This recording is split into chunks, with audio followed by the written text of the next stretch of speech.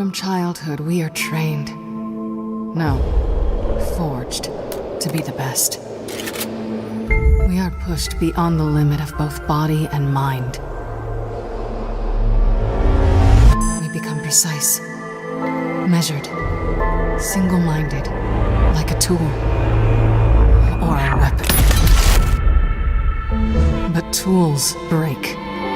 Weapons fail. Humans endure. They survive and live to fight another day.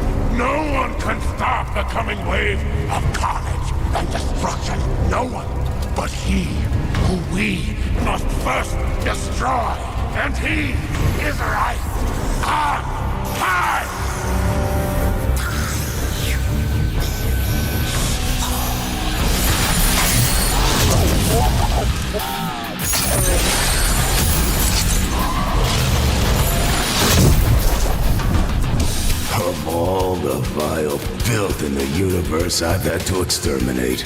You have got to be the ugliest. Alright, let's get this over with. I have the rest of eternity to wander pointlessly. Oh, poor Frank. Always alone. Well, let me introduce you to some friends of mine.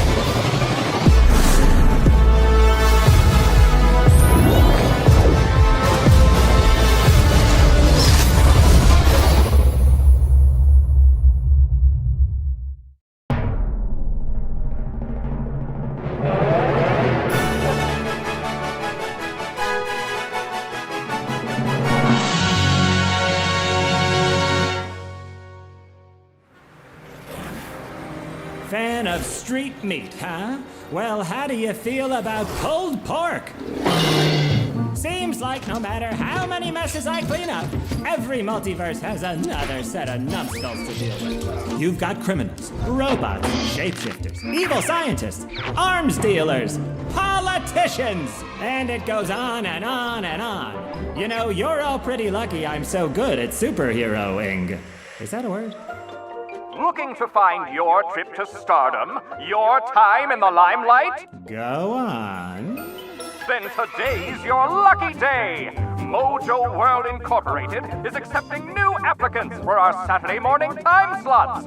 Perform for an audience of devoted fans. Be admired near and far. Become famous overnight. Oh, famous, huh? Are we talking like a niche kids cartoon that adults also sort of love famous, or? But wait, there's more! Answer me! Oh, right, you can't hear me. Work under the illustrious Mojo himself, whose overwhelming power and influence in viewership will help you achieve your wildest dreams. At Mojo World, when Mojo wins, we all win! That doesn't sound that sinister, right? Right? Excuse me, what now? Haha! Well, that commercial was weirder than tofu bacon, but I could be famous! People would actually laugh when I pause for laughter. Huh, I wonder where I can find this Mojo guy anyway.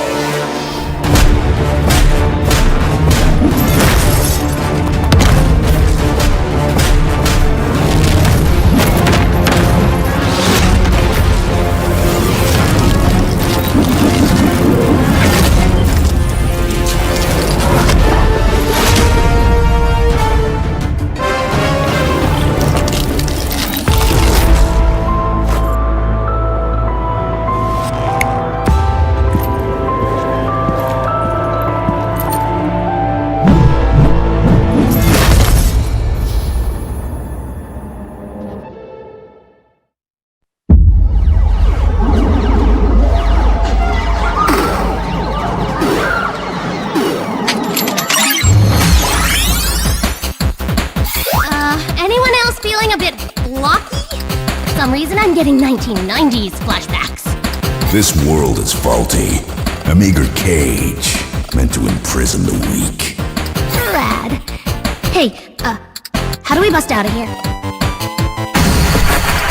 Huh, mine the sparkles, Chrome dude. I'm checking for weak spots. Oh, Max Grody. I'm not scarfing floor chicken to survive here.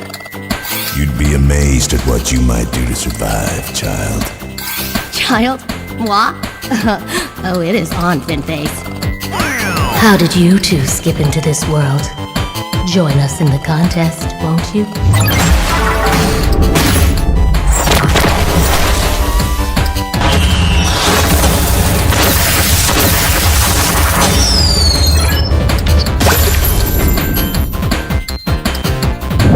Glee and Strife join over 180 champions from every corner of the Marvel Universe, past, present, and future. No quarters needed. Download Marvel Contest of Champions free on your favorite mobile device and play this month's exciting new story, X-Men Prodigal Son. Available only in the contest!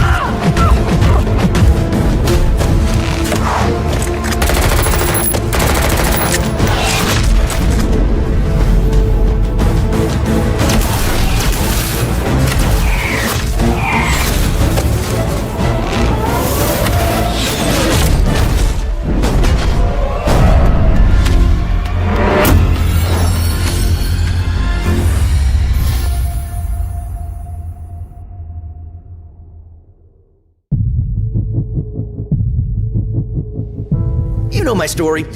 Maybe some small details have changed, but it's a tale that keeps being told. A field trip to a museum held fateful consequences. One bite was all it would take to change me forever. I gained strange new powers. And of course, with strange powers, there must also come strange responsibilities. So I trained both my body and my mind, seeking out tutelage from the sorcerers of Kamertage. I was plagued with dark visions. But finally, I learned the truth.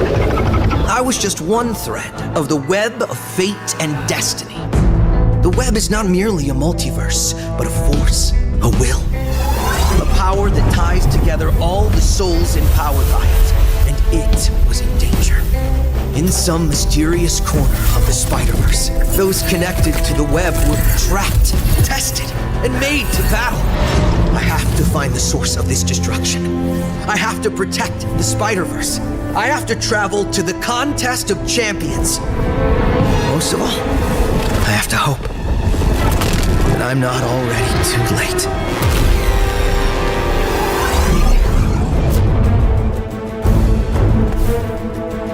In this month's event quest, Arachnophobia. Collect over 200 superheroes and villains. Compete worldwide with alliances and prove your champions reign supreme.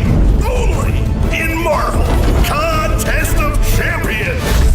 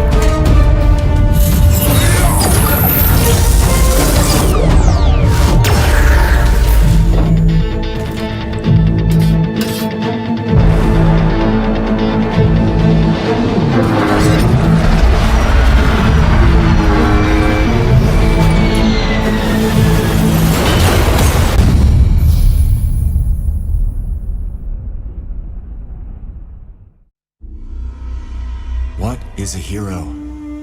It is more than a word. It is a duty that lights our way. I'm forever in training, honing my body to become the ultimate weapon, surrendering my life to the path of a hero. But I have sometimes stumbled. The darkness is unrelenting. It hides in every corner and misses no opportunity to spread. It delights in our failures. So we meet it again and again.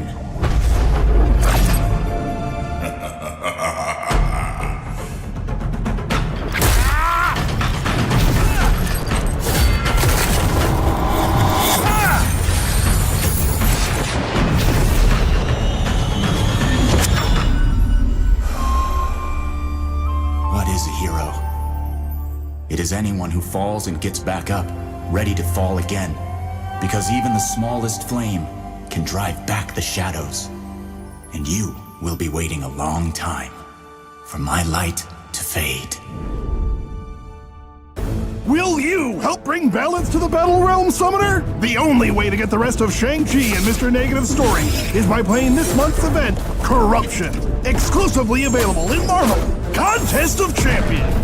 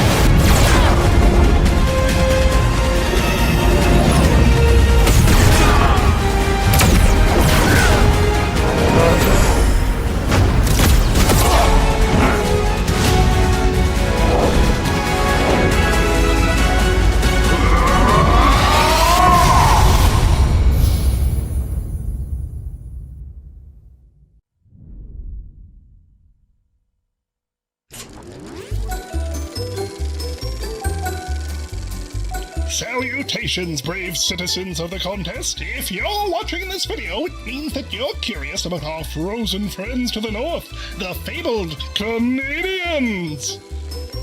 Many think that a Canadian is a crazed creature of the wilderness. It is true that some strap blades to their body to engage in the violent blood sport known as hockey.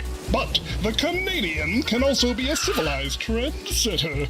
Why, just look at this suave city-goer in their fashionably furry attire. Off he goes to rub elbows with the elite. Behold the majestic majesty of Canada's supernatural wonders, like this Canadian moose. Or even this walking bad hair day, making a rare unblurred appearance for our cameras. Sasquatch here comes from the top-secret group Alpha Flight, who, wait, what's happening? Something the matter, Guardian? This script was written and reviewed by Dr. W. Wilson, so Oh, okay. I get it. So nearly every Canadian is nice. But there are exceptions.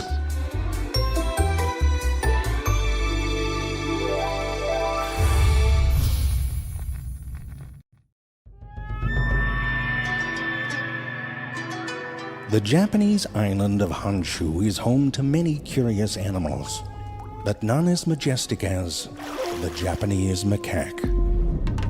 These prodigious creatures are better known for spending many lazy afternoons submerged in Japan's unique therapeutic hot baths.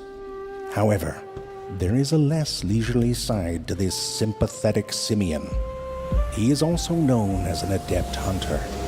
From a high vantage point, the Japanese macaque stealthily watches his prey.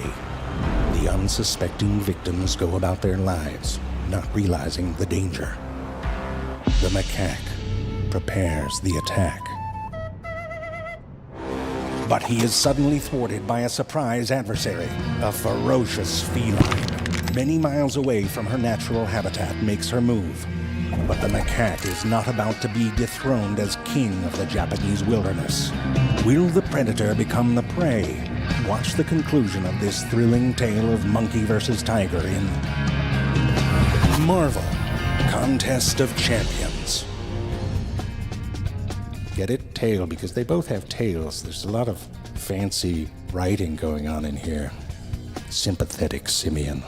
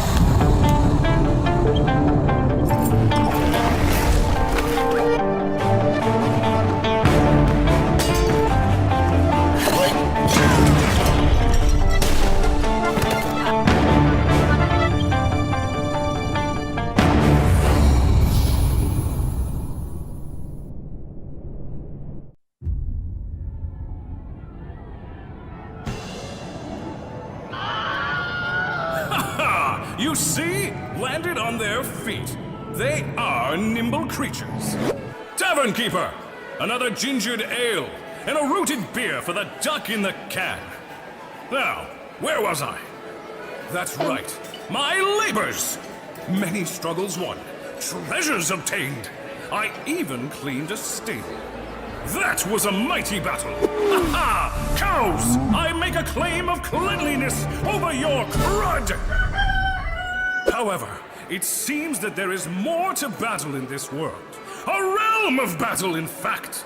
Tell me, Feathered One, have you ever seen such a magnificent competitor? You have not. That is the answer. Why, just today, I once again defeated the Hydra. How about you, tiny red Hydra man? Ha ha! At least the crimson craniumed one claimed he was a Hydra, so I claim the victory. Ha ha! 2 claims. Then there was my absolutely epic and enthralling claim to fame, when the cosmos asked for a champion, and I was the one they chose. Ooh, neat. For my next epic tale, I'll need a challenge, a fight, an epic struggle.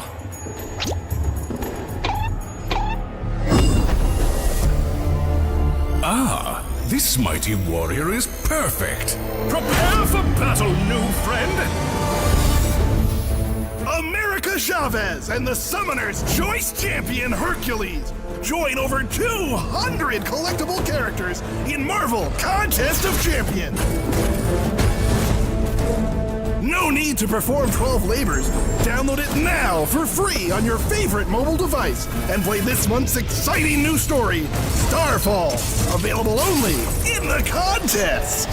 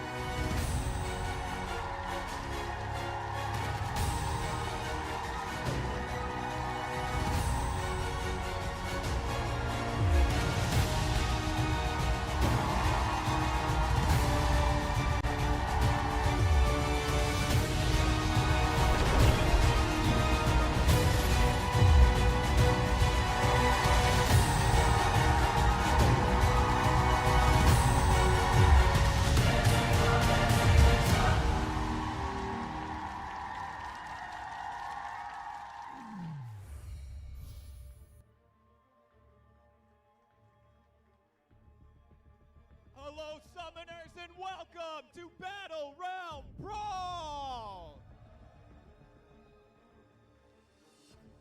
Thank you all very much for being here for the first live event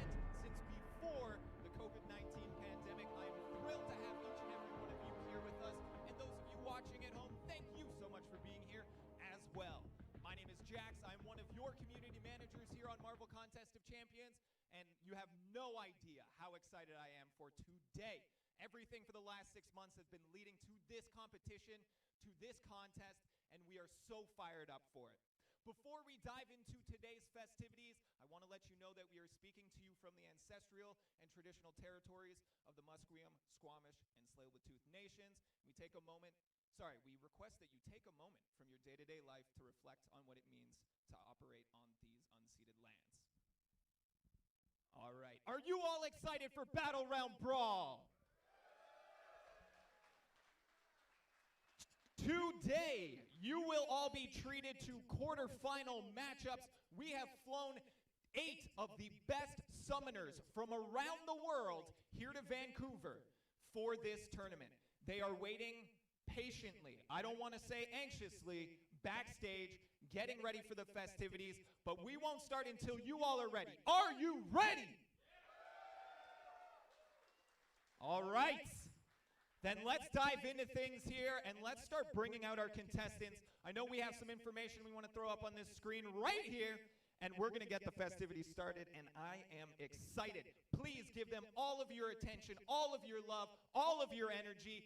Please welcome to the stage your 8th seed in this tournament, Darth Ghost!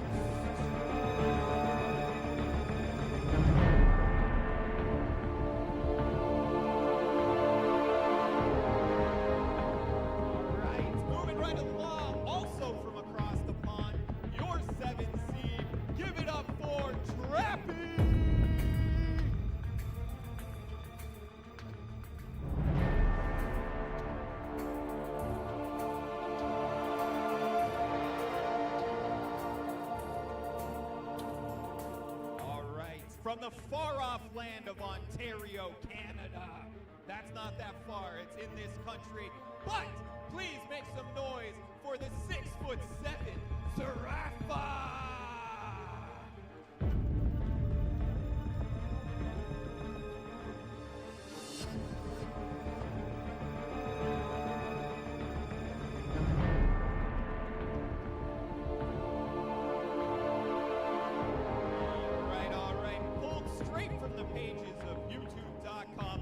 Legacy, it's your 6th seed Legacy!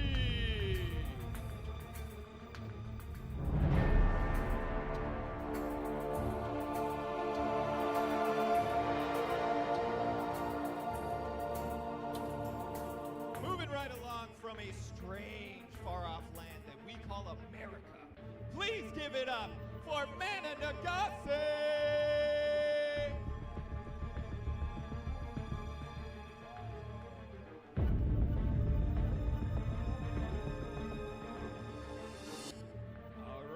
Representing Mexico, coming a long, long way to be here. Please give a warm hola to Pepe!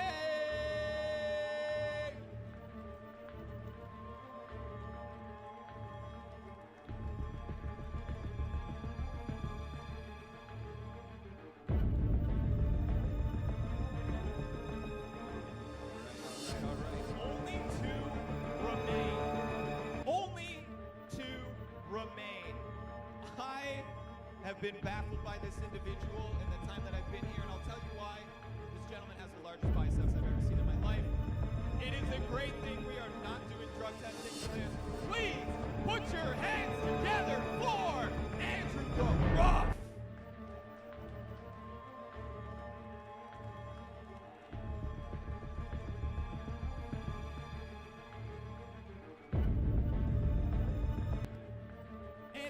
But certainly not least, your #1 seed came all the way from Finland. Everybody please say moi moi to FinTech!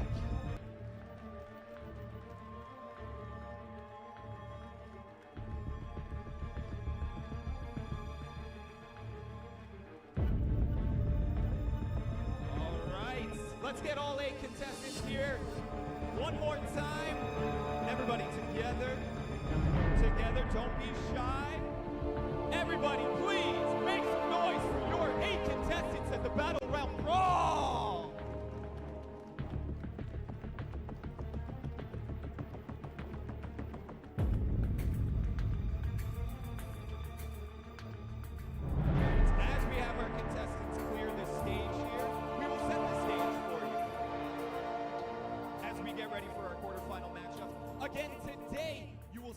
matchups or our quarterfinals before we roll into tomorrow for the semifinals and the final matchup there as well. We will be crowning our #1 summoner in the Battlerealm, and I am entirely too excited for it. But straight up, I don't know enough to talk about the nitty-gritty of these details, so we are going to hand you over to some much more qualified individuals. Please give it up for our casters over in the booth. Jay, Nick, and Dragon, it's your show. Take it away. Hi, everyone.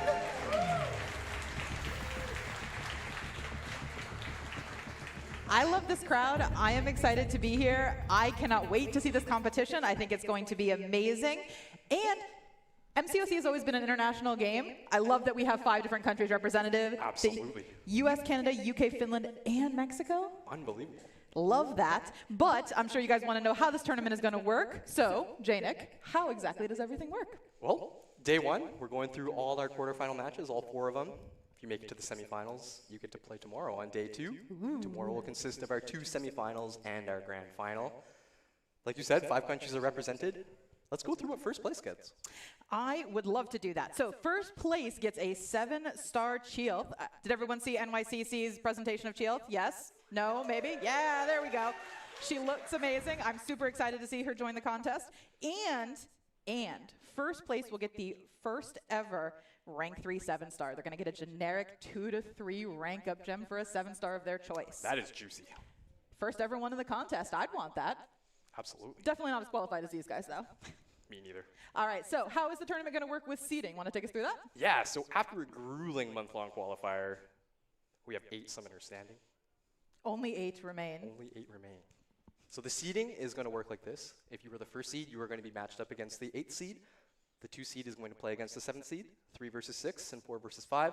And the advantage that you get for being the higher seed is you get to go second in the first round. And the way it works is the loser of that first round will then get the choice to go second or first in the next one. And so there's a pretty solid advantage for coming into as a higher seed. There definitely is. All right, so looking at this setup, looking at these quarterfinals, who are your favorites? I got to admit, I'm looking to see FinTech, but I really want to see an upset. So I wouldn't mind seeing an underdog take it. Darth Ghost, I'm excited to see what he brings to the table against FinTech. Absolutely. That 1 versus 8 matchup is always going to be interesting. Obviously, FinTech, one of the smartest, most methodical players in the game, going up against Darth Ghost coming in from the UK. That's going to be very interesting. But as a Canadian myself, I need to back up my 2 Canadian homies in Zarafa and Legacy. That's fair. And, I mean, you can't deny those biceps either. So who knows? Maybe Andrew the Rough can take it all. A little bit of a physical advantage, flexing on his opponent. Slight physical advantage there.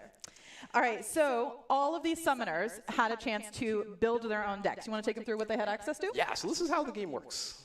Each player has access to every single 5-star champion and 6-star champion at max rank SIG 200, and every 7-star champion at rank 1, level 25, at SIG 100. Now here's where the deck building gets interesting. Each player has access to 5 generic rank 1 to 2 gems, where they can take any of their 7-stars up to rank 2, and they also have access to 500 generic SIG stones. Ooh. So between the 5 rank ups to rank 2 and the 500 SIG stones, that's where you can kind of get your edge over your opponent, as opposed to kind of also being able to choose maybe some unique 6-stars as well in the mix. We also do have some relics in play. They have access to every single 5-star relic at max rarity, at max level and max rank. They also have access to every 6-star relic at rank 1. But each player can choose 6 6-star relics to rank up to rank 2. That could potentially make a difference in a match. Those 6-star rank 2 relics hit hard. Absolutely. So I am excited to see that. What do you think, as a player going into this, what would your rank up strategy be? Obviously, you know you're going against some of the best in the world, so what are you looking at for rank up strategy in your opinion? Maybe you're looking for a super tanky defender in the 7-star pool, maybe taking them up to rank 2. Just extends their health pool a little bit more, extends the fight a little bit more, allows you to maybe finish the fight a little bit faster than your opponent. Or maybe there's a 7-star that punches down really well with really high damage that you really want to rank up to rank 2. Honestly, you could go either way, either a healthy mix of attacker-defender, going only defender, or only attackers. I guess we'll see when we get into it. I think there's going to be a healthy mix of both. I'd be very surprised, especially with this meta, which we're going to get into next, if we don't see some really tanky defenders to stand up against this meta. For sure. So let's talk meta. What are we seeing this round for the quarterfinals? So for day 1, for all 4 matches today, the meta, you're going to have Invade plus Ebb and Flow Intercept. So invade is a node that essentially lowers your opponent's block proficiency. So any hits through block are going to have increased attack. You're going to see some wild damage through block. And that's paired with ebb and flow intercept, which gives the defender a protection, slowing down your damage unless you can nail an intercept. So between those two, you're going to have really crazy fast-paced fights, lots of hitting through the block, lots of really risky intercepting. This should be pretty wild. And this meta is meant to test 3 things. Your proficiency with intercepting, your ability to dex every champion's special attacks. We might see some really nasty defenders with lots of projectiles or almost impossible to dex specials that, that block damage is really going to chip. And then the third thing is also just you being able to capitalize on the defender's block in order for you to take advantage of invade, identifying the blocker's block animation, and just going to town hitting against their block. So some of the champions that I know are known for hitting through block, we're definitely going to see on offense. You're going to see, obviously, your Valkyries. You're going to see Shang-Chi, Corvus. Hey, who thought Corvus would make a comeback in 2023? Anyone else see that? Not me. But apparently they're going to show up today. And we're also obviously going to see Hulkling. He's been dominating Battlegrounds nonstop. That Pierce. I like the dark horse on the list, Karnak. There's and a I know champion. there's at least one person in the audience who's excited about Karnak being on that list. There's a few woos. We heard that. We heard y'all. We did hear y'all. So defender-wise, who do we think is we're gonna see as a result of this meta? So I think you can go 2 ways. There are defenders that maybe can punish the attackers hitting the block. Some that come to mind, some really annoying skill defenders such as Korg. You only want to hit into his block so much before the crowd excitement goes to 100 and he's unblockable and unstoppable. Yeah, you don't want that. Atuma, ever since his tune-up, we made him a little bit tougher going up against block hitters. You're going to get a decent amount of chip damage. And also Killmonger might be a sneaky one as well, especially if he ends up firing a special one. I don't know if you want to deal with that counterpunch. No, I don't think you're going to have a fun time going up against Killmonger. So it'd be interesting to see if these champions end up banned as we go into the matches specifically. What would your rank-up plan be looking at this before we get into what some of their choices might have been? Who would you be ranking up with those 7 gems? I would be taking up Titania, would be one of my first as a 7-star, without a question. Personally, as a scrub, I am going to try and rank up the 5 scariest defenders available to me. All right, so who are 2 on your list out of the 5 scariest? So 2 that you might see make an appearance today are Photon and Kindred, 2 of our more recent defenders, intentionally designed to be a pain in the butt on defense. And those are the first 2 that I'd be looking for sure. I will be very interested to see if we see a Sasquatch coming up on defense and Mangog, who I absolutely hate anytime I ever have to face him. Can you dex that special too? Can anybody dex that special too? I don't know. Where's MSD? I was going to say, where's MSD? Yeah. Can we dex that special too? Is that possible? I've never managed it, so I'm going to say no. All right, talking about the first round of the qualifiers, we have the quarterfinal. We have FinTech going up against Darth Ghost. What do you think? I mean, this could be a trap matchup. I mean, obviously it's the 1 seed versus the 8 seed, but you never know. I love a good underdog match, so I am really excited. Some of their rank ups guys, I think you're going to be excited to see what their choices were. One of them in particular I want to call out because it's not as obvious with PI, but maybe I save it for the match. I don't know. Yeah, maybe we'll get into it when we get rolling. Yeah, you might see it. Keep your eyes peeled. Low PI can sometimes hide things, so we'll see what happens. How about the second second matchup? Second matchup, we have Andrew the Rough against Trappy. Interesting, both Dark Ghost and Trappy are both from the same alliance. They're both repping the UK, both repping the Alliance Salty. Fun fact, the only alliance I've died multiple times to in Alliance War. Thanks, fellas. You're not alone. You are not alone. But I don't know, can you ignore Andrew the Rough's biceps? No. Having seen him walk across stage, no. I gotta respect those guns. I think everybody has to. I would be intimidated by them if I was sitting next to them. All right, so a couple other notes for the tournament itself.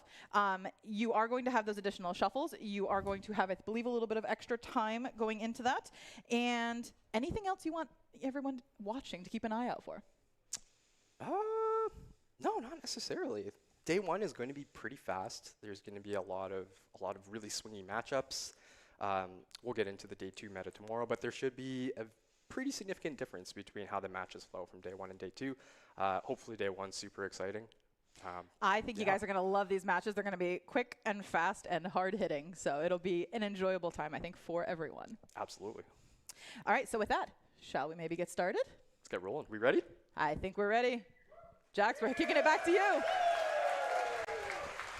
All right, thank you very much, J, Nick, and Dragon. We appreciate you. Don't go anywhere. They will be sticking through to do live commentary for each of the first 2 matchups today before we eventually bring in DLL and Karate Mike for the later 2 of the quarterfinal here. But are you all ready to get started? All right, without further ado, let's kick off this first match. On my left, your right, please welcome to the stage, Darth Ghost. Come on up, buddy. Absolutely. Woo! And in your one seat on my right, your left, please make some noise for FinTech.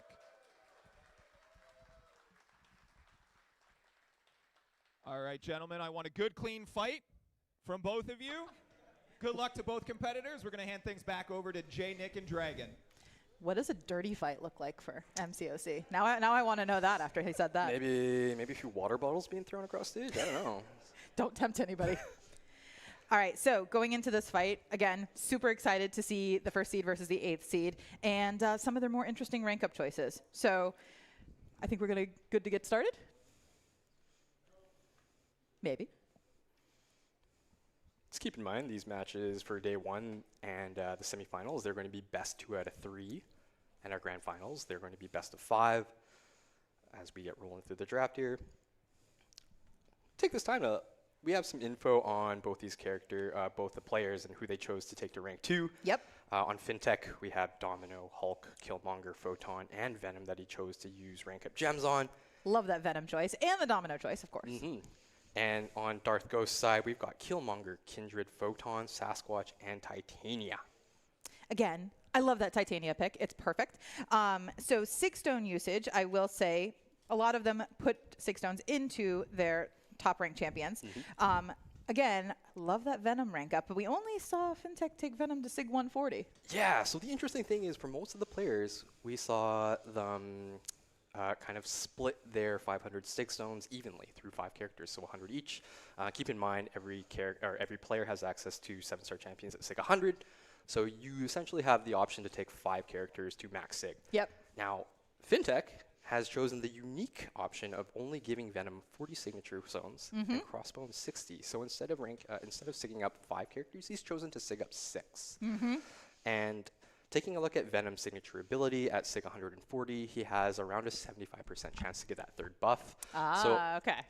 So essentially, FinTech has chosen not to waste any more Sig stones. He's happy with that 75% threshold, and he's chosen to give 60 Sig stones to Crossbones. So he'll be at signature 160, and that gives him just over an 80% chance to shrug incoming debuff. So really interesting, methodical, very intentional split of Sig stones there. On Darth Ghost's side, he has chosen to just load all 500 of his Sig stones into every single one of his rank 2s in Killmonger. A Sig 200 Killmonger, everybody knows how annoying that is to fight against. Yeah, no one's going to have fun. Absolutely. A Sig 200 Kindred. How many people have been KO'd by Kindred in the crowd here? Yeah, come on, lots of hands. We know we're not alone. Come on. Yeah. Myself included. Photon, one of the more annoying defenders that we've seen in late times. He's chosen to take up to rank 2 in Sig 200. We've got Sasquatch. Love that Sasquatch. Still one of the highest health pools in the game at rank 2. That's going to be tough to cut down. Even with Invade, you're going to see a Sasquatch lasting a lot longer than you might like in a fight. And in a fight where time matters, that's going to make a difference potentially. Yep, absolutely. And then the last one in Titania at Sig 200. Like I said, that would have been my choice, so I love seeing that. I do think, and I'm wondering your thoughts, some of these defenders are potential bans. You know, we're looking at Photon, obviously. I see Photon, I'm banning her. You know what? Fair. I do the same with Killmonger, so totally understand. And I wonder if Kindred's going to end up being also banned. Yeah, absolutely. I mean, there's only so many RPG counters to Kindred right now, right? With that annoying root at the end, the passive degeneration. Yep. If you don't beat that degeneration, you're going to lose a lot of health really quickly. You'll melt real quick. All right, so what do you think their strategy is going into this first round? In particular, do you think they're going to go offense heavy with their bans? Do you think they're going to go defense heavy with their bans to start? How would you want to set yourself up for success in a best of 3? I think taking a look at these rank ups here, one thing we didn't shout out, FinTech has chosen to take his Silk to Sig 200. Ooh, love that. That's a unique choice there. A really powerful attacker, especially against opposing Mangog. I think you'll see Mangog as one of the more annoying defenders here with that special 2, taking massive invade damage because you can't dex that. But if you have Silk on your side, that's an easy evade. She comes packed with that evade. I will say Silk is the only champion I haven't got out of the featured 6-star yet, so I don't have as much experience with her as I would like, but I would love to see her dominate. Absolutely. So here's hoping she comes into play.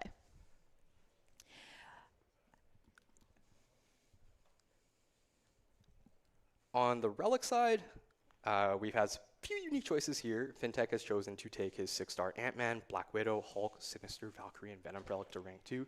The Hulk relic, one of the first out of the first batch, really, really powerful with the right champion. I was going to say, I'm not surprised to see the Hulk relic. I'm surprised a little bit to see the Sinister relic, because that's one of the newer ones.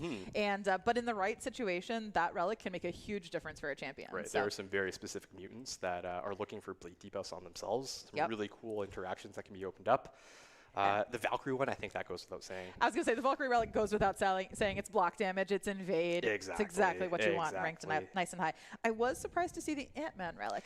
Yeah, that one's a little bit more niche. It's specifically looking for kind of power sting effects. Yep. Maybe we see a really annoying Spider-Ham. I'm not where's, sure. Where's Cam? Yeah, where's Cam? You can hide from the Spider-Ham, we promise. He just ran. He just ran away as expected. Our bad, Cam. All right, and then on Darth Ghost's side for 6-star relic rank ups, we were looking at Gambit. Again, not surprising, one of the best relics out there. Absolutely. Pair that with a mutant. Goodbye. Mutants love big specials. They love to crit. Yep. I love seeing the Juggernaut relic and the Spider-Man 2099 relic, which is one of my favorites out of the entire bunch. Absolutely. Spider-Man 2099 relic, it's giving kind of an additional RPG effect to the targets, giving Spider-Gwen the ability to kind of remove her dexterity buff. Ooh. Looks like we're ready to get started. Here we go. All right, who's ready? Okay, it is time for the We're bans. looking at Fintech banning here. He has chosen to ban Titania. That makes a lot of sense. Darth Ghost chose to sig her up and rank 2. Definitely makes sense. There's a rank up just washed out right there. You can see Electro and Red Skull at the bottom. I love that Electro pick, adding that to the deck. That's something you got to have an RPG counter for. You might beat me, but you're going to take a lot of damage. Exactly. Might be a glass cannon, but you're not going to have a fun time. Looks like Hood is the second ban, and Sasquatch Love the as the Sasquatch third. ban there. And on the other side, Spidey, Supreme, Tiger, and Valkyrie. All right, here we go. I was going to say, it's the battle of the anti-mystics now, with all 5 of those Darth gone. Ghost is up first. He's drafting Punisher 29. Really interesting. Those specials are impossible to dex. Love that Here's choice Fintech. for him. There's the Mangog. There's that Mangog pick. Who's going to be the second? I'd love any of these 4. I'd love to see that Crossbones after we put Sig Stones into him, but we'll see what happens. Absolutely. Ooh, Yondu. Where's Love Kat? that pick. Where's Kat? I know she loves that. On the other side, there's a Kindred, and Massacre. There's the Massacre for into the block, and the Kindred. He's got a meta defender, a really strong attacker in the block. This is going to be a fun matchup. I'm loving it already. Absolutely. So, would you go with... I was going to say Hulkling would be my Hulk. pick here. Hulk, one of the science nukes in the 7-star class. And there's Photon. Oh, there's the Photon. So Darth Ghost loading up on 2 of the more recent meta defenders. This is going to be really... There's Corvus. Hey, there's the 2017 champ. All right. Mephisto coming through. Oh, here's our first reroll. There's a reroll. Looking for a Domino. Domino is max sig. Love that. That crit fail damage, that's really going to add up if you do not have an answer. Very good options here between core crossbow. There's the Crossbones pick. Intentionally. Love that. At sig 160. Oh, and there's Killmonger. Yep, Killmonger at max sig here for Darth Ghost. Just checking to make sure you got all the counters that you could want. So these are Darth Ghost's last 2 picks. There we go. He's picked up Fintech has the advantage of drafting last. There's the rank 2 Venom. Yeah, bringing in that Venom. Oh, I am excited for this match. Here we go. Hear that crowd just as excited as we are. All right, so Darth Ghost putting Killmonger on defense first here. All right, we got a Fintech responding for Domino. Ooh, we got Corvus coming in against Domino. Potentially. Potentially. Plenty of extra time in between all of the picks, so few players can really think about what they're doing. Ooh, okay, we got Venom. That Venom pick makes a lot of sense. Yep. Easily remove Killmonger's armor. All right, here we go. Darth Ghost with Corvus on the top there. All right, gotta get that first intercept. This is a race to get your first intercept so you can get damage. We've got the armor on Killmonger. That's a good start for Fintech. And the intercept is on Corvus. Look at that damage. 15K through the block. Loving that. So far, Darth Ghost off to a really good start. Killmonger on a special 2. Fintech's gonna have to nail an intercept. Gets it. Well intercepted. Back up. We got time to catch up. Corvus, nice intercept there by Darth Ghost. Well done. Very, very sweet. 15K on the block. That is the power of guaranteed crits in Corvus's play. Ooh, a little bit of crit fail damage though. I was just about to say, crit fail damage coming in painful, but Fintech is working around Killmonger. Definitely one of the harder defenders, but he's doing an excellent job getting those armor breaks off and intercepts. Looks like Domino is almost down. Look at Killmonger here. Killmonger has 2 counter punch charges up, so Fintech cannot take advantage of invade right now. Has to wait for those Decent nail and intercept here. Darth Ghost has almost pulls it off. He's got 8% left. Decent nail and intercept to finish. Oh, Domino's almost down. Oh, not quite. He's just bypasses the intercept. Well done. Corvus taking that match down really, really quickly. 47k points. All right. Let's see if Fintech can finish this one out too. Nails a nice little light intercept there. Love the combination of the relic. There it is. Looking really nice on that extending Venom. that combo. Pushing him up to an SP2. Maybe a special exactly 2 to what finish. There's the special 2. Nice. Oh, a little bit of a late punish there. And Killmonger responds. Killmonger is one of the toughest defenders. Oh. And there's getting caught by that SP1 and intercept. Well played by Very Darth nice Ghost. job. Very nice Showing job. the power of Corvus in this meta. All right, who are you looking at for round 2?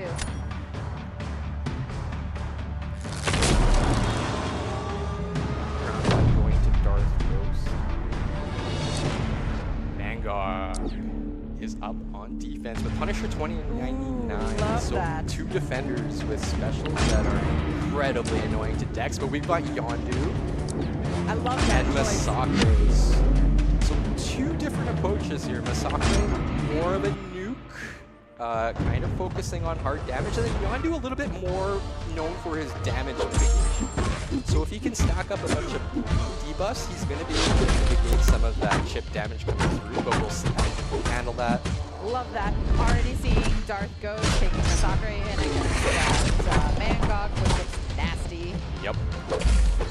I hope we see a special 2 into the block here. He's going to nail an intercept maybe. One chance here. Let's see how much this jump He gets it. He does get Watch it. the special 2. This is going to be flash. There we go. Ooh, that's a big chunk of damage. But look at Yondu I was going to say, Yondu's chunking down. at Punisher 29. 94% health. Doing a really good job staying at a high health total. But Masakre Masakre cleaning up takes quickly. down MCOC. Darth well Ghost. Done. Darth Ghost taking advantage of Masakre's ability with his special 2. But now we're about to see Yondu finish off Punisher 99. Really nice light intercept. Very Clean nice finish job. by Gorgeous. Fintech. And that's match 1 That going is match Darth 1. Ghost's way. Yes, it is. Well done. Just shows you how fast the matches can be when you take advantage of Invade. Absolutely. Like we mentioned before, these are going to be really swingy matches. If you choose the right attacker, that can really swing the fight your way. Darth Ghost clearly leaning into the 2 nukes in Corvus Glaive and Masakre and using them perfectly. Well, now you have to wonder for the next match, is that going to factor into their bans? I guess we'll see. Hard to imagine Fintech not making an adjustment here. He does keep the advantage of able to draft last. So we'll see how much that pays off. But wow, what a first match. They did a phenomenal job. And I loved that Corvus versus Domino fight. It's Again, like throwback to 2020, eh? 2018, 2019, somewhere in there. I did like Venom against Killmonger. I forgot Venom could armor break on his heavy. So great counter. Absolutely. Did we see if Corvus got any charges there? Because he potentially could have gotten one if Domino evaded mid-fight. I didn't pick up if he got a charge or not, but I think he might have.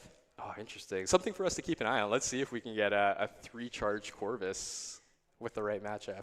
That would be phenomenal. Getting a 3-charge Corvus into Invade. You'd have a 30-second match. Maybe a little bit overkill with Invade, but still exciting. Tad bit overkill. All right, so we saw Killmonger, Domino, MCOC, and Punisher 99. Who else do you think is coming out as a defender? I would love to see someone fight Kindred. Just so I can become more comfortable fighting against Kindred as well. Yeah, see some of the best. All right, looks like we're up for match Here we go. Round 2. So let's see if the bans change here. Oh, there's Sasquatch again. This is Fintech's side that we're watching banning. Yes. Choosing to...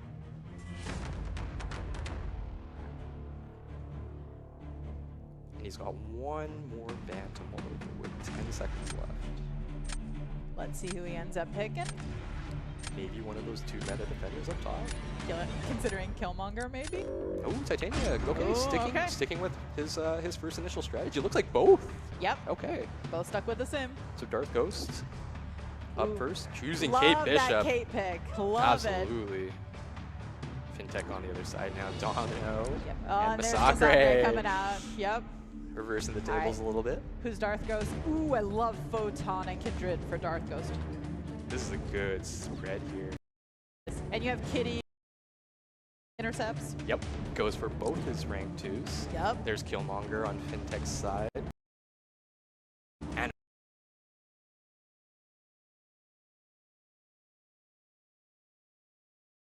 those are locked in. There's Corvus. Killmonger looks like Darth Ghost is going with.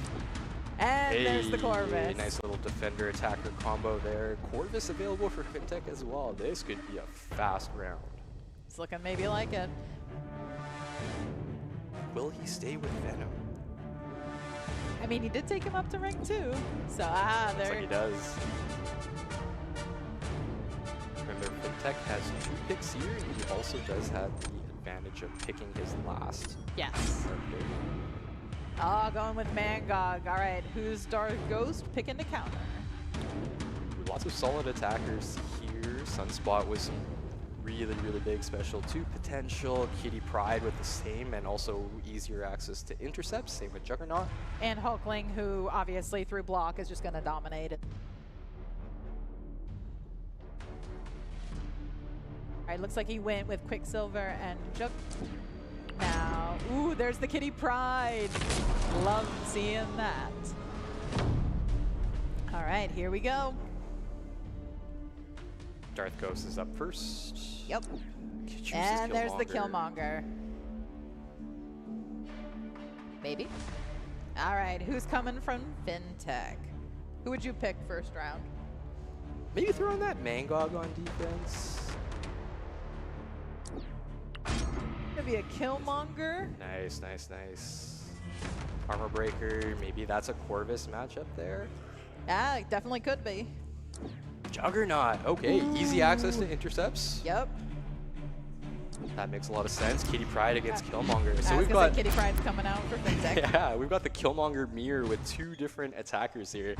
This is gonna be interesting. It's Oh, gonna 6 be fun. stars.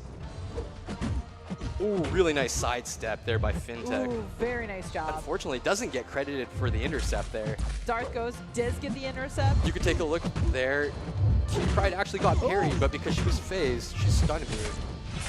Juggernaut at 8 unstoppables. Now he's at 10. There that we go. special 2 is gonna hurt. Yes, it is. Ooh, look at that reverberation damage though. That's 50% health. Ouch. Counterpunch coming into play with Darth Ghost. Killmonger there on Fintech's side. Yeah, now you got to work around that as well. Looks like Kitty Pryde is doing some Kitty Pryde things with those incinerates. Yep. Kitty Pryde having the advantage of being phased and stun immune while phased. You can play a little bit more aggressive, which it looks like Fintech's doing on his end there. Yep. Juggernaut hanging underneath that 47% health. Ooh, Can he finish the fight here? He's got a little bit left on that Fury Timer before he has to intercept. Wow, like he's gonna nails get it. close. Well done by Darth Ghost there. Very good job by Darth Ghost.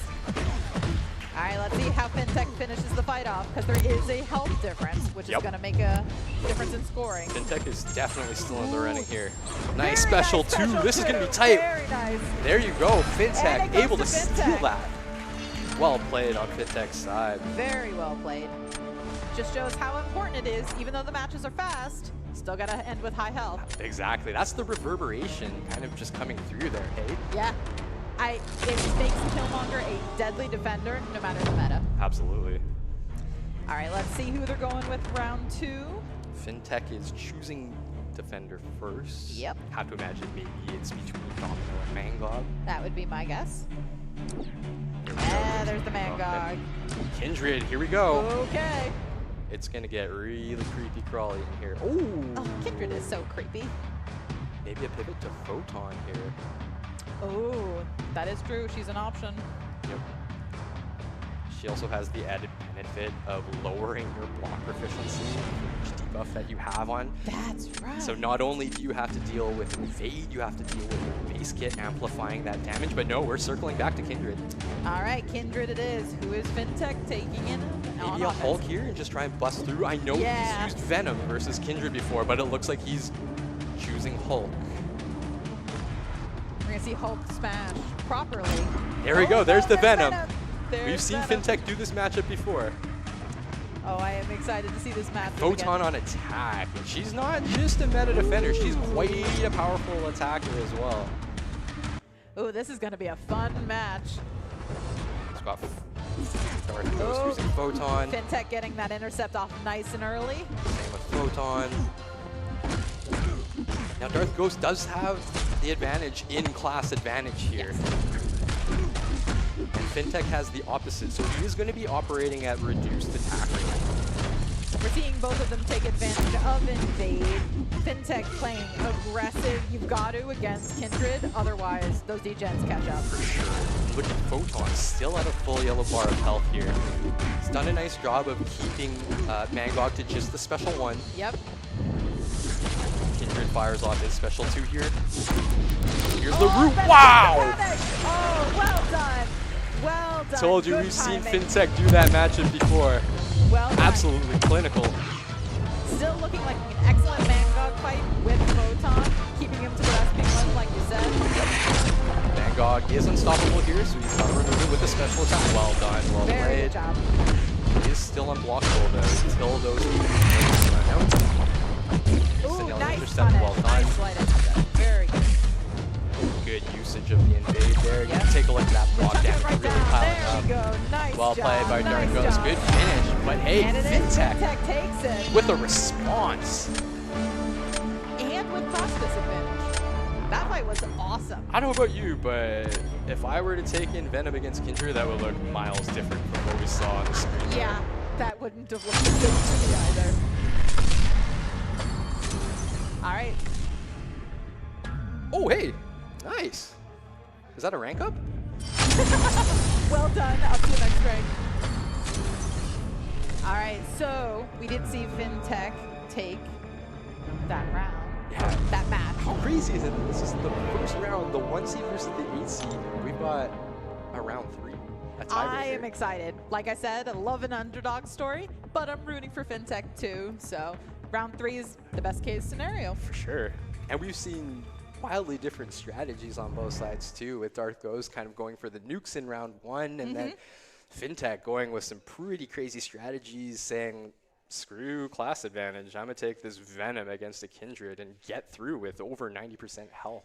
Just shows how important that Venom rank up was to him. Right. Obviously, that was very unique to FinTech, and he's putting him to work. Yeah, and it pays off. It did. I loved having a Killmonger Ditto as our first Right. match, because you can see all the different ways to take him. Exactly. Do you think we're going to see more people fight Kindred over the course of the next couple fights? I don't know how many other fighters here can replicate that Venom matchup, but here we are back in the round 3 here. All right, who we banning this time? Are they going to stick with the same? Okay, oh, Darth Ghost deciding no Venom for you. There goes Venom. There's a response. FinTech still going with the same set of bans. That is a bold strategy. That is very bold, Jacob. We've got double skills here, both annoying defenders in Nick Fury and Killmonger. And we have a Hulkling coming in from FinTech. No. Mephisto and Stealth Spider-Man on Darth Ghost's side. Stealth Spider-Man, a really new key attacker. FinTech drafting here. I was going to say, I love that Mephisto pick. You need a counter. Absolutely. You need to respect that incinerate damage. Yes. Oh, there's Kindred again.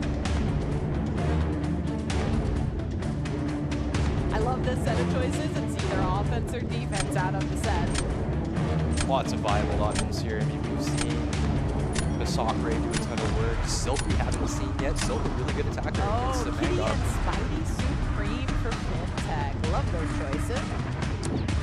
Nova. Nova now does prevent intercepts some of the time, so he's a great choice as a defender. Punisher 2099. There we go. Running it back with those annoying projectile specials. Yep. Potentially a Korg. I don't think we've seen Korg on either side yet. If not even drafted yet either. FinTech potentially. Oh, Kindred Nice. and Turning the Korg. tables. Ooh. Right back. Both players having access to Kindred and Kitty Pride.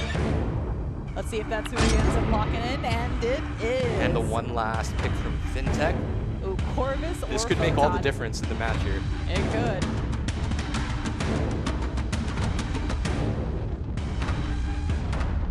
Do you pick the rank 2?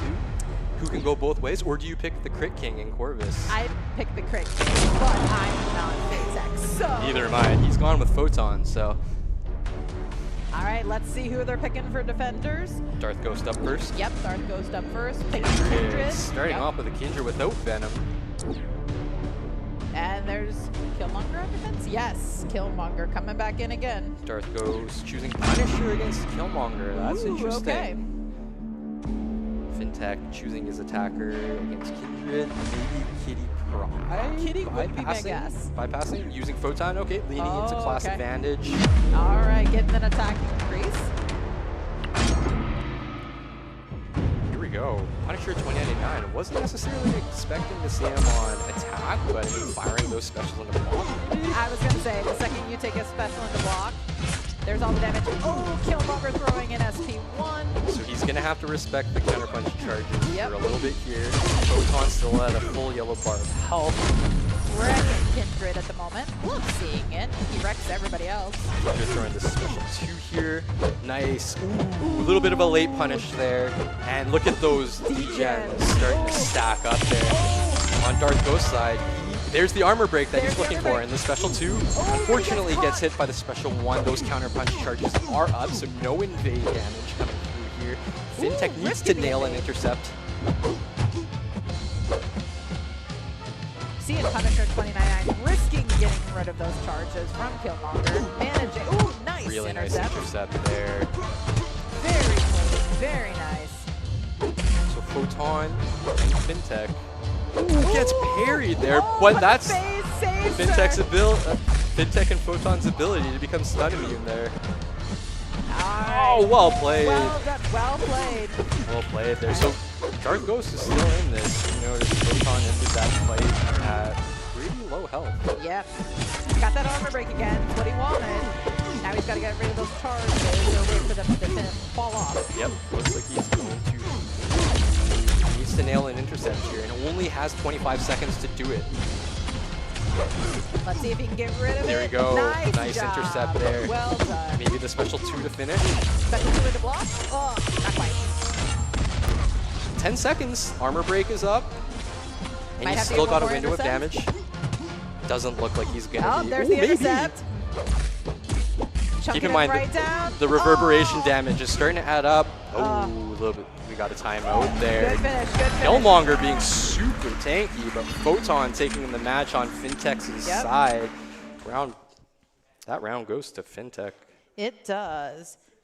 And again, that match, we saw health loss on both sides, so you don't have to be perfect. So something to keep in mind here, Fintech finished that fight significantly earlier than Darth Ghost, and you could see him looking at each player's rosters while Darth Ghost was finishing that fight.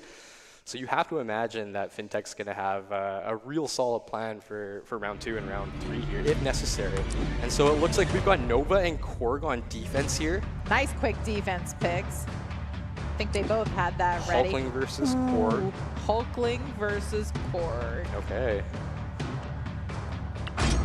Yeah, that's locked in. Nova on defense against Spider-Man Supreme. That's a nice class advantage fight. And Spidey Supreme has the ability to finish a fight quick. So if he gets a couple intercepts off. One thing to keep in mind with Darth Ghost's fight with Hulkling, there's got no access to energy damage, so he's going to be relying on a lot of light intercepts to kind of mitigate the medium chip damage coming from the thorns. Yep. But it looks like he's struggling a little bit. He found himself cornered against the wall. He got an opening through a relic. Meanwhile, Spider-Man Supreme is just zipping along at a full yellow bar of health. Needs to nail an intercept though. And intercepting against Nova. There we go. Oh, there we go. Easier said than done sometimes. We're going to see a special 3 from Spider-Man Supreme. There's going to be some chaotic root action. Yeah, the root action is going to get chaotic real quick. Hulkling also using his special 3 against Korg. Gets hit there by the special 1. Still in good shape. I was going to say, Hulkling's got regens. Take a look. Nova's at a full red bar of power, but can he finish? Can he finish 3% left. The parry. Ooh, Spider-Man Supreme. Oh, Fintech risking it right at the end. to Absolutely finish off rewarded with for his Invade. aggressive play. Oh my goodness. Darth Ghost able to finish off Korg here, hopefully, with 40 seconds left. Has those regens working for him, bringing his health back up, using the special 3 to get out of the corner. Yep. Really good space management from Darth Ghost here against Korg. Pretty tough matchup. I would not have made it halfway through that fight, so I am very impressed. He's doing a great job. Absolutely relatable. Nice SP1 dex. There's the intercept. Good light intercept, really sharp. Crowd excitement is at max there, so we went unstoppable and unblockable for a bit. Clean special Very 1 dex. nice, We very love nice to see dex. that. Unfortunately, can't land the light intercept. Oh, that And there's a unstoppable punish. timeout. Oh. So Fintech. Fintech takes it. A little bit of a shaky first match maybe, but was able to gather his composure, and that's enough to carry him through. Well played to both. Very, very well played. Great job. Summoners, give it up for the winner of your first round, Fintech! Come on over, buddy. Fintech, that was exciting. Already we saw one of the most clutch moments of the tournament. I know it's early, but I know that's going to be a memorable one. After that, you went down that first round. The pressure was on. How did you feel? How did you remain composed and make that comeback? I was extremely nervous, but I just knew I need to do what I normally do, just figure it out as I go. That's perfect, and I know it's a little bit more intense with an audience here and being able to see your opponent live. How did you feel? Are you excited for tomorrow's semifinal round? Oh, for sure. I'm very excited for tomorrow. All right, ladies and gentlemen, everybody please give it up for Fintech. We will see you tomorrow at the semifinals. Thank you very, very much. Now, I need a favor from all of you here in the studio and you at home. I want you all cheering loudly for your favorite competitors. Please give them that energy that they need to get through each and every one of these fights. Motivate them. Dig deep. Give them that energy. Thank you. All right. Now, between these matchups, we're gonna talk a little bit about new things coming to MCOC, things that we are very, very excited about. So I know that we have a turnaround of our newest character.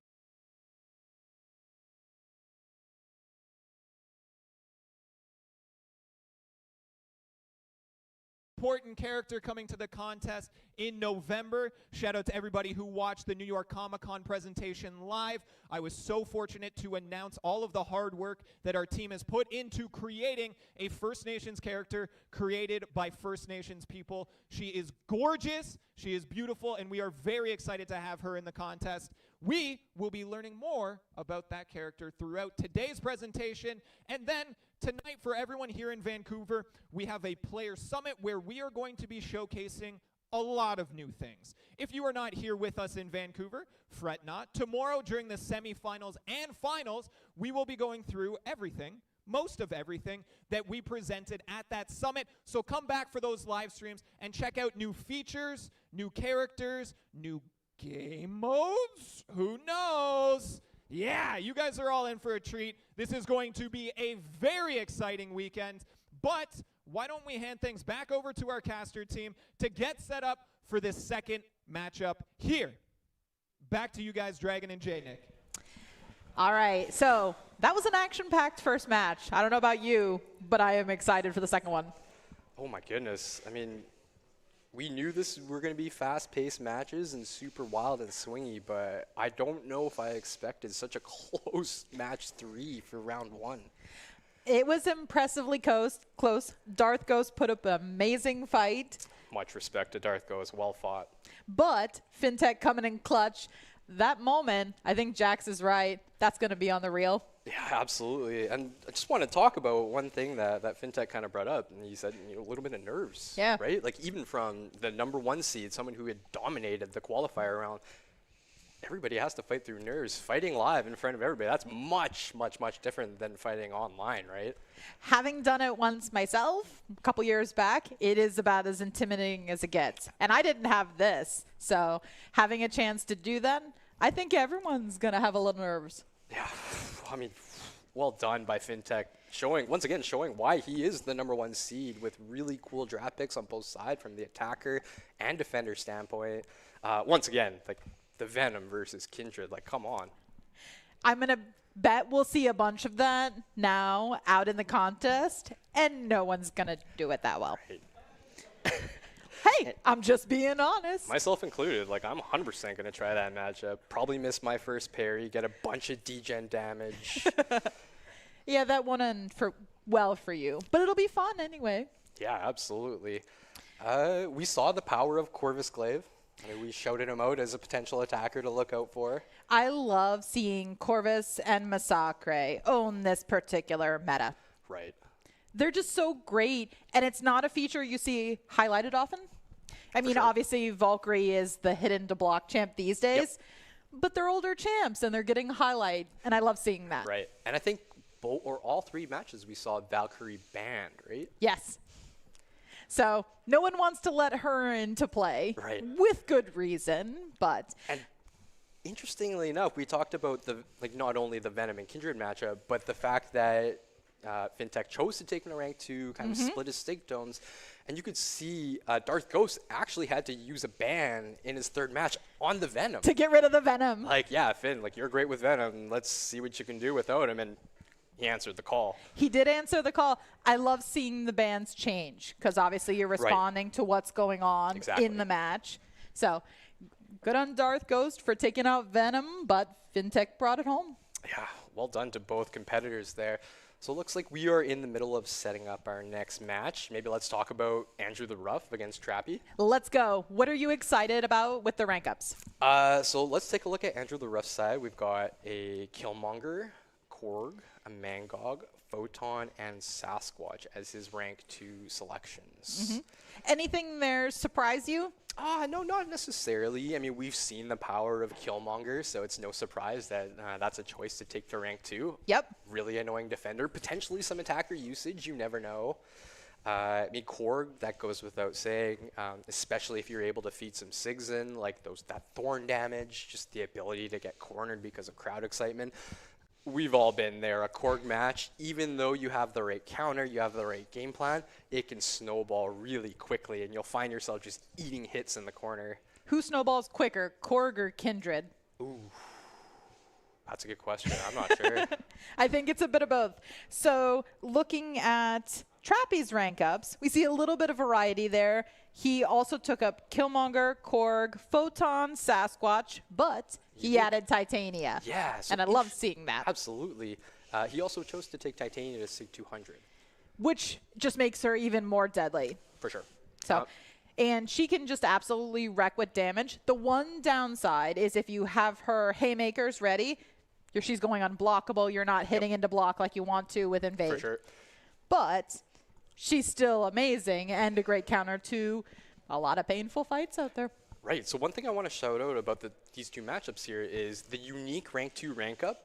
On Andrew's side, he's chosen to rank 2 Mangog, and on Trappy, he's chosen to rank 2 Titania. So it'd be interesting to see if that matchup actually kind of comes paired together. If we're right, we predicted it. Just calling it here.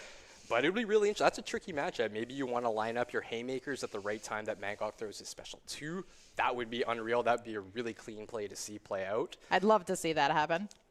But on the other side, I mean, both players, between Andrew and Trappy, they've chosen 4 of the same ranked 2s as well as 6 stone allocations. So it's really just the Mangog and the Titania, and then the differences between the 6-star rank 5s that they choose in their deck that'll make the difference here. Not so much with the rank 2 7-stars. We could see decks that are more 6-star focused if those guys get banned. So. And I wouldn't be surprised to see a Photon or Sasquatch ban coming out. For sure. I mean, you could see how that Fintech match with Photon, I mean, we talked about Photon as a defender. Yeah. But as an attacker. She's still wrecking. Right. I mean, Fintech was really close to losing that match, got parried, but because Photon has a built-in defense for when she's parried, she phases. Yeah. And that's a little bit of a safety net. That came in clutch there. So really, Photon, exceptional on both ends. I would love to see her used on offense again, but for sure, I also want to see her on defense. We all hated her a couple months ago, without too much love. Thanks, DLL. Yeah, thanks, DLL. You can all give him your feelings on that later when he shows up for his turn. Oh. Let's get into the relics. Yeah, let's talk about the relic rank So ups. once again, to remind you, every player had access to every single 5-star relic at rank 1 and rank 2. Yep. But yeah, let's go over the rank 2 6-star relics. I mean, Black Panther, Hulk, Juggernaut, Storm, Thor, and Valk. All right. Hey, Jackson. Yeah. Hi. Are we ready for Are we our ready? next match? Maybe? We are ready. Okay. We're going to have someone like bring a hand in next time to wave. All right, excited to bring your next quarterfinal matchup to the stage. On my left, your right, please make some noise all the way across the pond. Welcome in Trappy. Woo! Come on in. And on my right, your left, we have the one and only Andrew the Rough. Very nice. Andrew, I will say, be cautious not to snap this brittle phone in those massive arms of yours. All right, we're going to give you guys a little bit of time just to lock in those decks. And in the meantime, hey, you guys can keep talking about relics. Sorry to take that away from you guys. If there's anything we can do, it's definitely talk. Very true. So while they're setting up their decks, do you think the first match with FinTech and Darth Ghost is going to inform their picks at all? Or do you think they came in with a game plan? I would imagine that both players are coming in with their own game plan, their own kind of intent. I would expect them to change their strategies halfway through, but I'm not sure if that first match really does enough to sway. Because, I mean, your decks are unique, right? Mm-hmm. And here we were already seeing like massively different champions in both these decks. So it's really going to come down to like the 6 stars. Yeah. Because most of the 7 stars are kind of similar. It's going to be really interesting to see how this one plays out. Is there anyone you would bring in as a 7-star, rank 1, rather than a 6-star at max sig? Just for that extra help. Obviously, if your character's signature ability doesn't come into play on offense, then you want to take advantage of your increased challenge rating as a 7-star. Yep. Maybe stat focus comes into play as well. You know, some characters really want that extra crit rate. Extra block penetration. Yeah, exactly. And the beauty of stat focus is you get to choose both an offensive and a defensive ability to come into play, and it's not free. You have to have this 7-star to access it, but it is an added bonus onto the 7-star that every other character in the game needs to respect. It would be interesting to see if that ends up happening. I don't know if there's anyone I'd pick for it, but it could be really interesting. Even someone like Venom using stat focus, just maybe pumping that crit rate. A little bit more bleeds. Just a little bit extra, tip things over the edge. We saw how close matches can get. Anything makes a difference. Yep, absolutely. All right, so shall we get into the relics? Yeah, so the rank 2 6-star relics on Andrew the Rough's side, we've got Black Panther attaching to any skills that have really powerful special 2s. They're looking for guaranteed crits. We've got Hulk. I think most of the players are going to have Hulk as a relic. It's incredible. Juggernaut, Storm, that's a really exciting one that you want to put on kind of your flashy mutants who have unblockable special attacks. You got Thor, kind of just looking for really strong cosmics with lots of buffs and damage, and then Valkyrie in an invade meta. Yeah, we're going to see Valkyrie as a relic a lot. And on Trappy's side, we've got Black Widow. That surprised me, and so did Green Goblin. What's up with the Green Goblin relic? So the Green Goblin relic's a little bit more specific. He's looking for specific RPG effects, maybe some power lock. I want to bring it back to the Black Widow, though, because that Black Widow relic has one of my favorite abilities in the game in the beeper debuff, which literally does nothing. It beeps. But it is there for skill champions that want things to fail on the opponent. So attach that on a Black Cat, maybe a Black Widow Deadly Origin, and let that beeper debuff go to town. I'd love to see a Black Cat come into a match. I think she could end it very quick. Right, she has multi-hit specials. Absolutely. Be very easy to see that wreck something into block with Invade. Yep. There's lots of really good matchups for a Black Cat here. We've got Hulk, the Hulk Buster relic as well. That's another unique one. What does that one do? I don't remember Hulk. The Hulk Buster relic is looking for shocks. So characters like maybe Nebula, Maybe a Red Skull, maybe a Nimrod. Are we gonna see a Red Skull? That would be fun. Sure. We'll take a look here, but it looks like we're getting I was ready. gonna say, looks like we're ready. For Perfect round timing. 2, match 2 against Andrew the Rough and Trappy. All right, who we going in with for bands? So we are looking at Trappy's side here. And there goes Valkyrie. There's the Valkyrie band, the Kindred band. He doesn't want any of that. Not gem surprising smoke. in the slightest.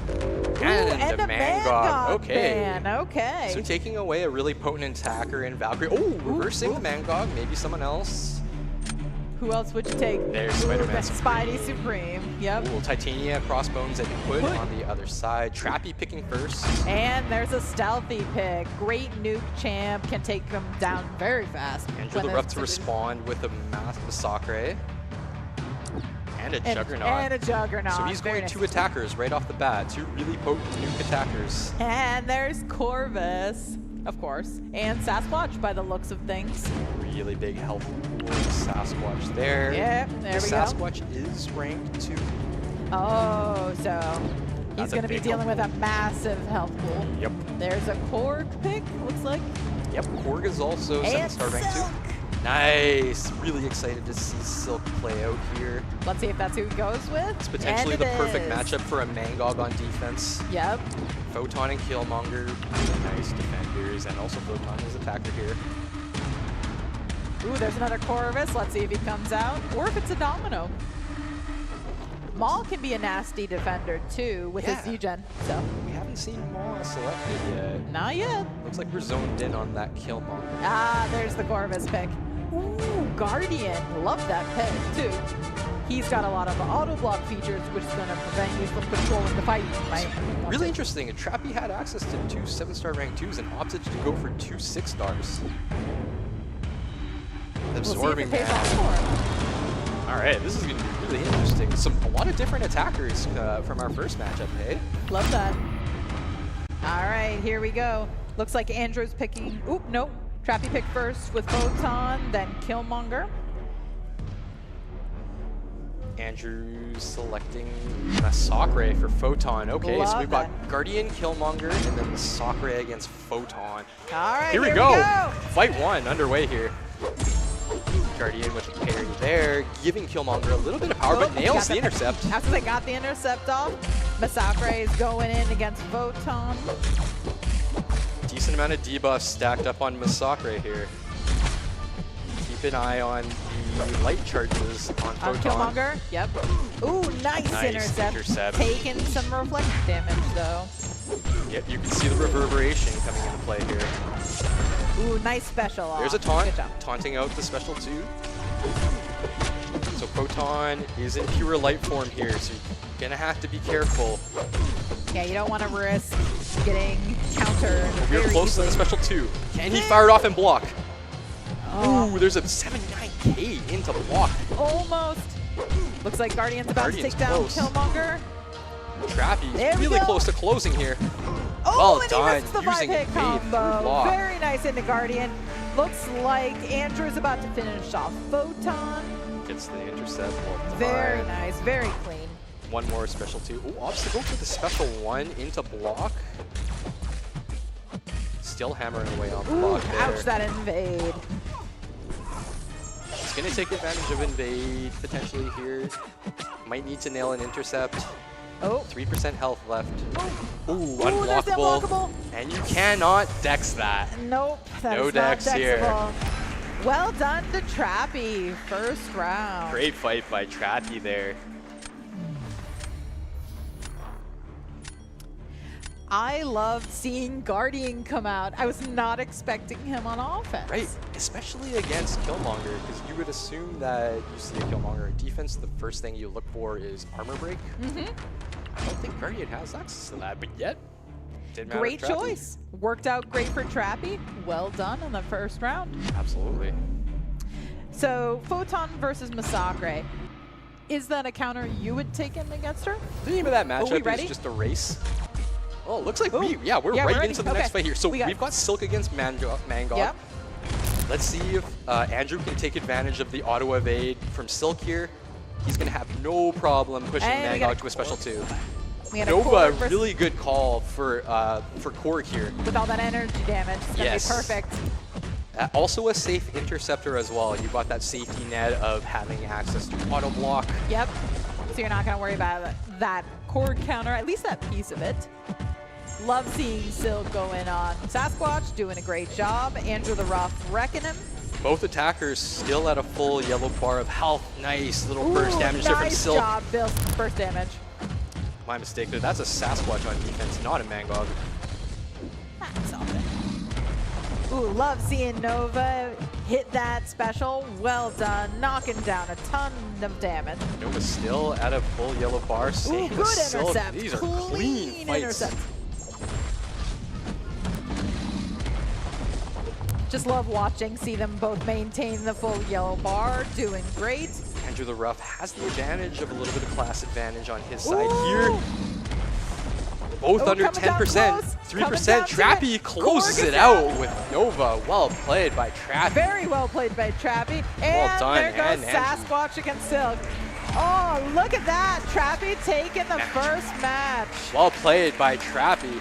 That was amazingly well So played. similar to our first match, the lower seed takes the first round. I love seeing it. I want to see an upset.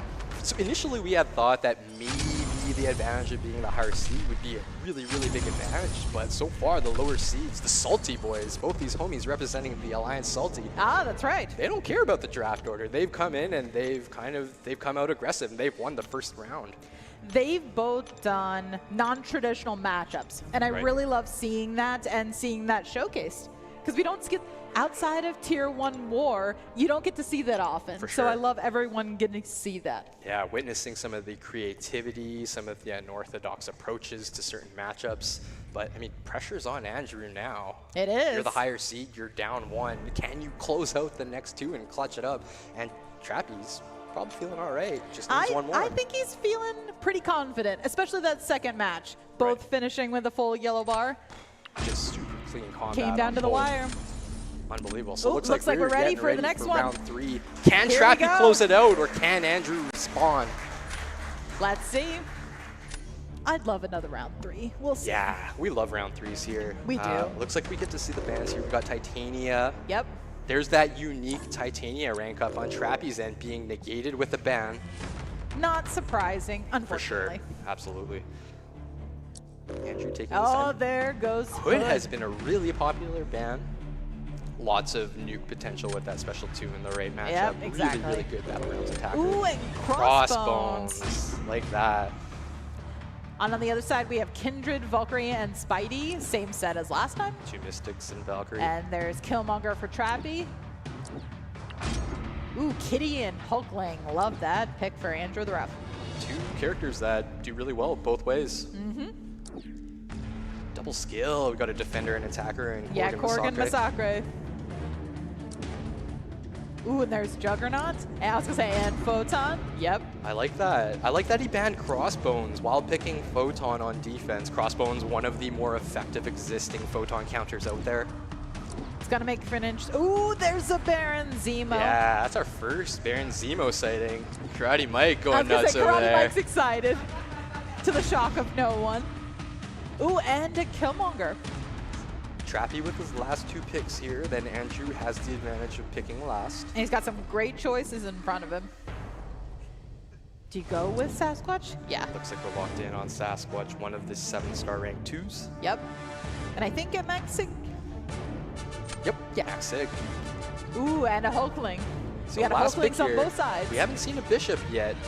We don't see many counters on Trappy's side, but he's choosing to go for the Korg. Maybe. We'll see. Ah, there's the Korg Interesting. lock-in. Ooh, we see a Mantis on Trappy's side too. Mm-hmm. It's going to be a fun series of matches. Yeah, so let's see Trappy picking Defender first. Sasquatch. Yeah, makes a lot of sense. And then a Killmonger on Andrew the Rough side. Hulkling Killmonger. Okay. Yep. That's an interesting matchup. Yeah, not necessarily a traditional one. No access to armor break, but I mean, Hulkling's a potent attacker no matter what. Easy access to unblockable. Pierce is going to hammer through on the block. Juggernaut, this is the first time we've seen him on attack. Really good interceptor. Tons of burst damage. Juggernaut. Let's Here we go. So this should be a pretty fast fight on Hulkling's side. Yep. If you can stack up Pierces. You just got to get the Pierces going. Yeah, you can see even with the protection up, that's 3k through block. Ooh, chunking right down. Unblockable gets the intercept, well done. It's really interesting when you're playing Hulkling in this meta, like, do you want to be unblockable? Or do you want to just hang on to your Pierces? I think you just want to hang on to your Pierces. You're just going to do so much damage with Evade. For sure. Take a look at Juggernaut, though, on Ooh, Andrew's side. look at Full him yellow bar of wrecking. health. Oh, Already but he's in halfway Wrath now. through. Gotta watch out for that Unstoppable. Sasquatch is in Wrath of Tanarak. Hulkling doing some nice special 2 damage, but getting reverbed. Yeah, take a look at that reverb damage. That's 7% health off one trigger. Gets counterpunched. Ooh, and Juggernaut finishes it off. Chunking down that chunky Sasquatch. in true Juggernaut form. Just And comes Hulkling crashing finishing through. off. Well done, Andrew, taking that round. Wow, what a matchup there. That's the first time we've seen Juggernaut on attack, but what a potent attacker he is ever since his buff. Love seeing him just absolutely chunk down a Sasquatch. That was awesome. All right, here we go. Best of 3. Can Throw match Andrew here. take this match? And Photon on defense. Nice. Oh, we got the Photon here. Oh, All right. Photon v. Photon. Baron Zemo makes sense, and Mantis. And This is Zemo going to and be Mantis. awesome. All right, here we go. Mantis with potentially one of the spiciest special 2s in the game. This is going to be a lot of fun and very quick. For sure. Zemo has access to cleanse, sorry. Mhm. He's going to be able to deal with some of those debuffs coming in with Photon. Both of them getting, no, Trappy getting the intercept off, just hitting through block with Mantis, looking Yep. great. Take a look at the root there. The root play from Zemo. Back up Very to a full nice. yellow bar of health. Same with Mantis. Nice intercept there by Trappy. Very nice job. Baiting the special from Photon. Here Ooh, comes. Here we go. She's charging it up. And, but doesn't finish her off. Look at this Dex. Clean Dex Very from the special clean 2 there. Dex. Well played. Very nice job. Andrew still got a little bit Ooh, to there's go. the intercept. Wow, that block. Look at that block damage. Trappy doing a phenomenal job with 2% Mantis. left. Trappy Oh, now cleans he got up. Photon rooted with Zemo. Wow, clean fights from both our attackers, though. Wow, what a display. Wow, guys. Well played, gentlemen. Well played. That was phenomenal. All right, we're going to round 3. So this could be Trappy's ticket to the It semifinals. could be. eh? It's down to match Just one point fight. for Trappy. Whew. That Mantis fight was awesome. Here we go. All right, round 3. So Match we got points all for skills Trappy. on Trappy's side. Looks like Killmonger Yeah, might it be looks locked like in. Killmonger's coming in for Trappy. Ooh. Juking him out. We'll see who ends up. Andrew has access to two really potent attackers in Kitty Pryde and Hulkling. Mm-hmm.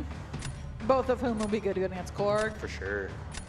We saw Hulkling against Korg. Ooh, Oh, flip going with blocks into Killmonger. Killmonger. Okay, Killmonger, Korg, Yep. Masacre against Korg.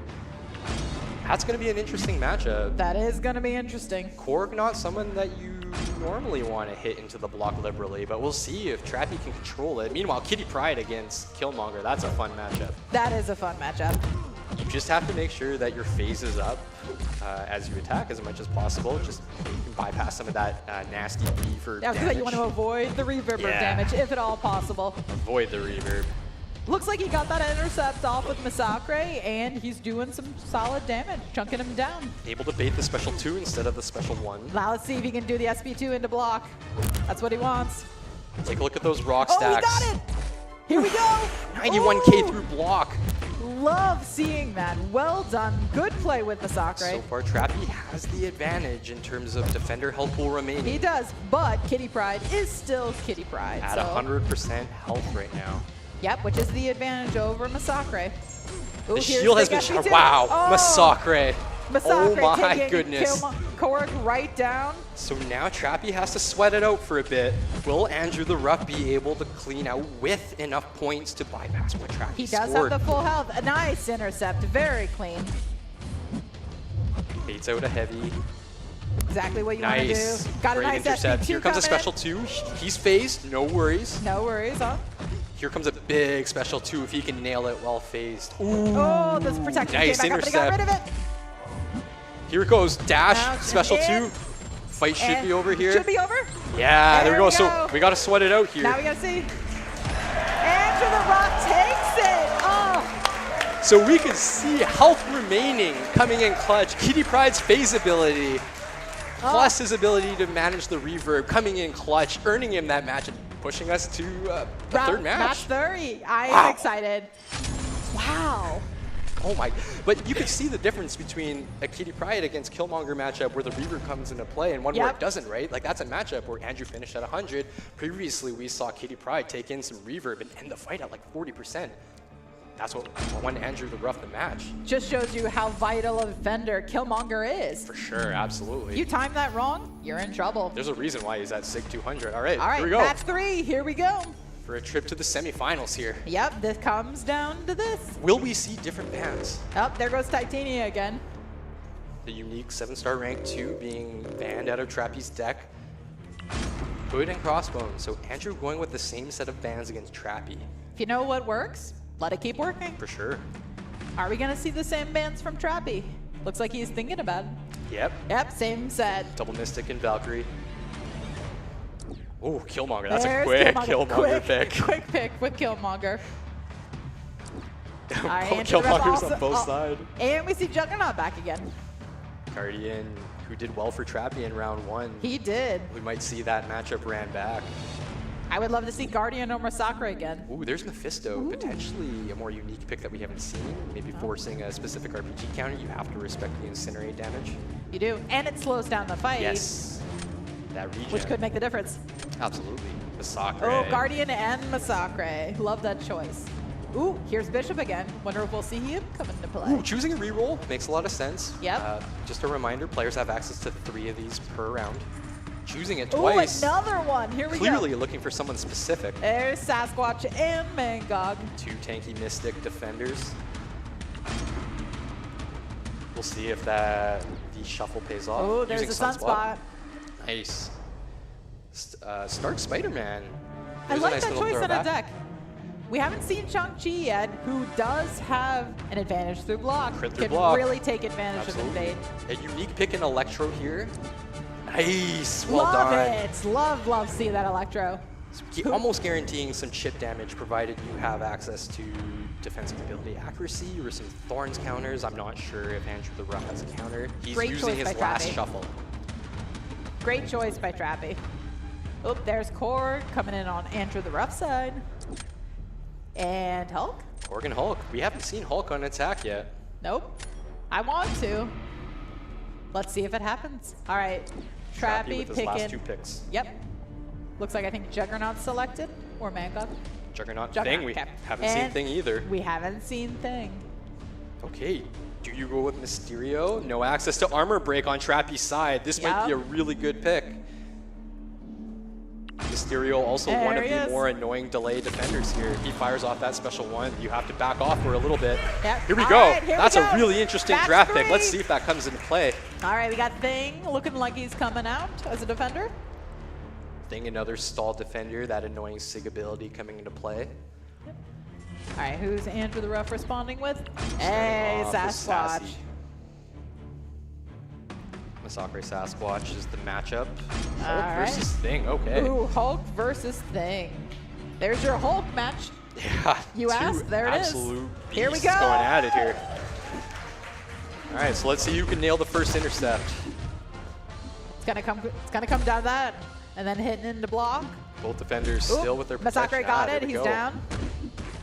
Nice. Yeah, both got it. That bat is ignited for Masakra here. Baits Gonna out a see- special 2. Very nice. Gets to see some good damage coming in on Sasquatch.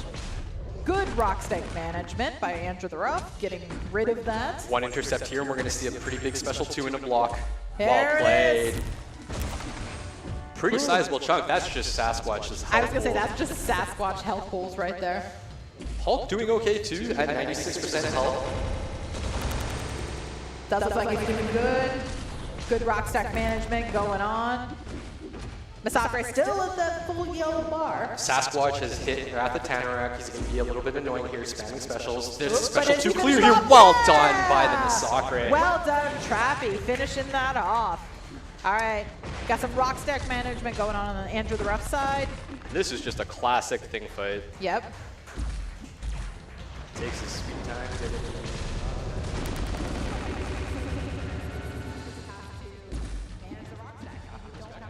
Counter for it. Hulk doesn't have access to slow, so your only choice is to play around the rock stacks here. Looks like he's doing a great job. Yep. This is also where things protection, in addition to the node, really becomes a factor. Does a good job of mitigating the advantages that the node normally gives you as an attacker. Exactly. Still a clean fight, still at 96% health. So really good management here. You notice that Thing is at above 15 rock stacks, but under your bar of power, so naturally how you normally want to play is just hitting a block. And it looks like Trappy is going to take the first fight. I think it looks like, yep, there's the timeout. First round goes to Trappy. We knew MCOC was going to be incredible, but holy, has he been good so far. I'm ranking him up. I don't like Sasquatch, so he's going to be one of my next rank ups. Absolutely. All right, who do you think we're seeing coming out on defense next? Kind of lean into that Mysterio pick. We saw Trappy kind of have a lot of armor break. That would be a good defender. He does have other options between Killmonger, Mangog, and Cord. Right. So Andrew the Rough has just a ton of defenders on his side. You see him picking first, taking his time. Taking all the time available. There's that Mysterio. Keep in mind, Andrew needs to win this match here. Yep. This is match point for Trappy. There's the Electro. Ooh, switch to Killmonger last second. Nice little shake and bake action. Juggernaut chose to go against here. That is Andrew the Rough's attacker. Here's Trappy's matchup. Sunspot against Mysterio. Okay. Try and burst him down. This is just going to be a pure race. It is going to be a straight up race. So Juggernaut having the ability with easy access to intercepts here on Andrew the Rough's side. Still provided having he has intercept reverse. Yep. Ooh, see Sunspot already chucking down some decent damage on Mysterio. Got that intercept off right away. Well done. Yep. As long as the opponent says it's exactly the perfect block, I'm going to play his Sunspot. Exactly. Avoids and negates invading. You definitely want a match like this. Really smart meta pick from Trappy. Killmonger still at 100% health here. Still seeing Andrew the Rough playing around that reverse, not wanting to get hit with it. Fortunately, he's up a special one, meaning it's going to be built charges. So you can see he's relying on light intercepting. He's trying to avoid damage to Killmonger's block. Nice special intercept there. Very nice special intercept there. Looks like Trappy's taking a little bit of chip damage. He just needs to get to that special 2. Hope that is enough to clear the fight. Oh, nice gonna wait out the special 2 from Mysterio. The special 2 is the one you want to bait. Yes, far more than the special 1. There's a special 2 bait on Juggernaut's side. Very nice, very clean. Both of them are taking some chip damage, so it's going to come down to finishing the fight. This is close. This is a really close one. Even though Killmonger's at 24%. Big special 2. 3% left. This should be enough to clear. Well played by Trappy. Sunspot is done. Well done. Looks like I think we're going to finish off with a gunfight right here. One last special 2. And who takes it? Trappy. With the Sunspot pick. I was not seeing that coming. Right. We thought Armor Break was going to be the deal breaker of this matchup, but turns out Trappy was block. And massive thank you to Andrew. Thank you so much, buddy. I appreciate it. And let's give it up one time for our winner of the second match here, Trappy. Congratulations, buddy. Join me up here at center. All right, that was an intense round, but it seemed like you had a good handle on it from the get-go. Talk to me a little bit about the nerves. It's something that we're seeing amongst all the other competitors here. How are you feeling right now? How do you conquer those going into a match?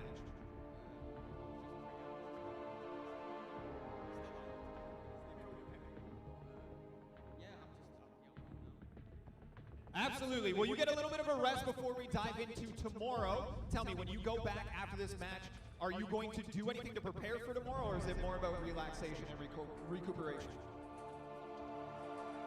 10 more hours of practice from Trappy. Let's give a round of applause here. Congratulations. We'll see you in the second round. And please help me. Ultimately, I messed up. We did not give enough attention to our competitor from the last round, so please give it up for Darth Ghost as well. Thank you very much. Yep. All of our competitors have come from all around the world. They're working against jet lag and nerves and being in front of a live audience and seeing their opponent play all at the same time. None of this is easy, so shout out to every one of you guys for being here and for competing as fiercely as you have been. All right, let's take another look at Chee'ilth. All right, we are going to show off a little bit of the behind the scenes, the making of. This may be a video that you are maybe familiar with, but I promise you that it is massively important and honestly just so cool to see the origins of a character as special as this. So, before we do that, I do want to say a massive thank you to J, Nick, and Dragon in the booth. They are done with their time. We are going to rotate in DLL and Karate Mike for the next two matchups. Thank you both so very much.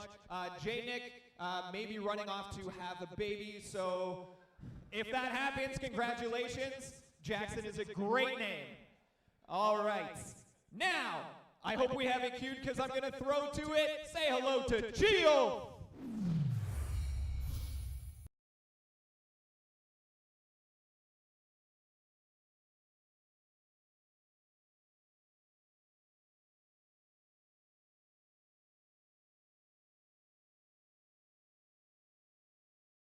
themselves.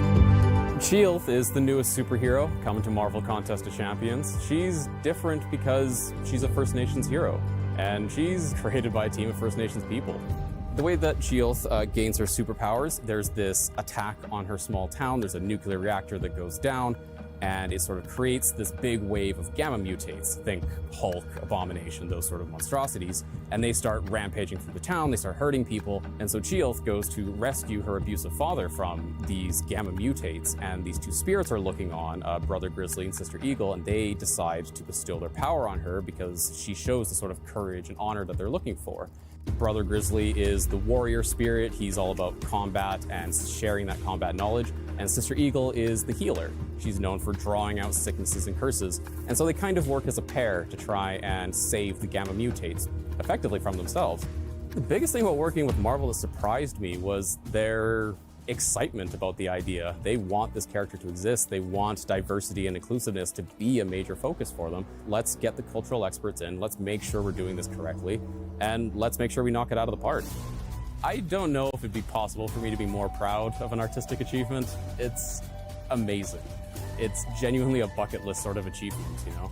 We've put an enormous amount of effort and work into making sure that she's not just authentic, but also fun and exciting and interesting. You know, I'm hoping that they'll see the effort that we put in and be excited for the character and want to see more of the character.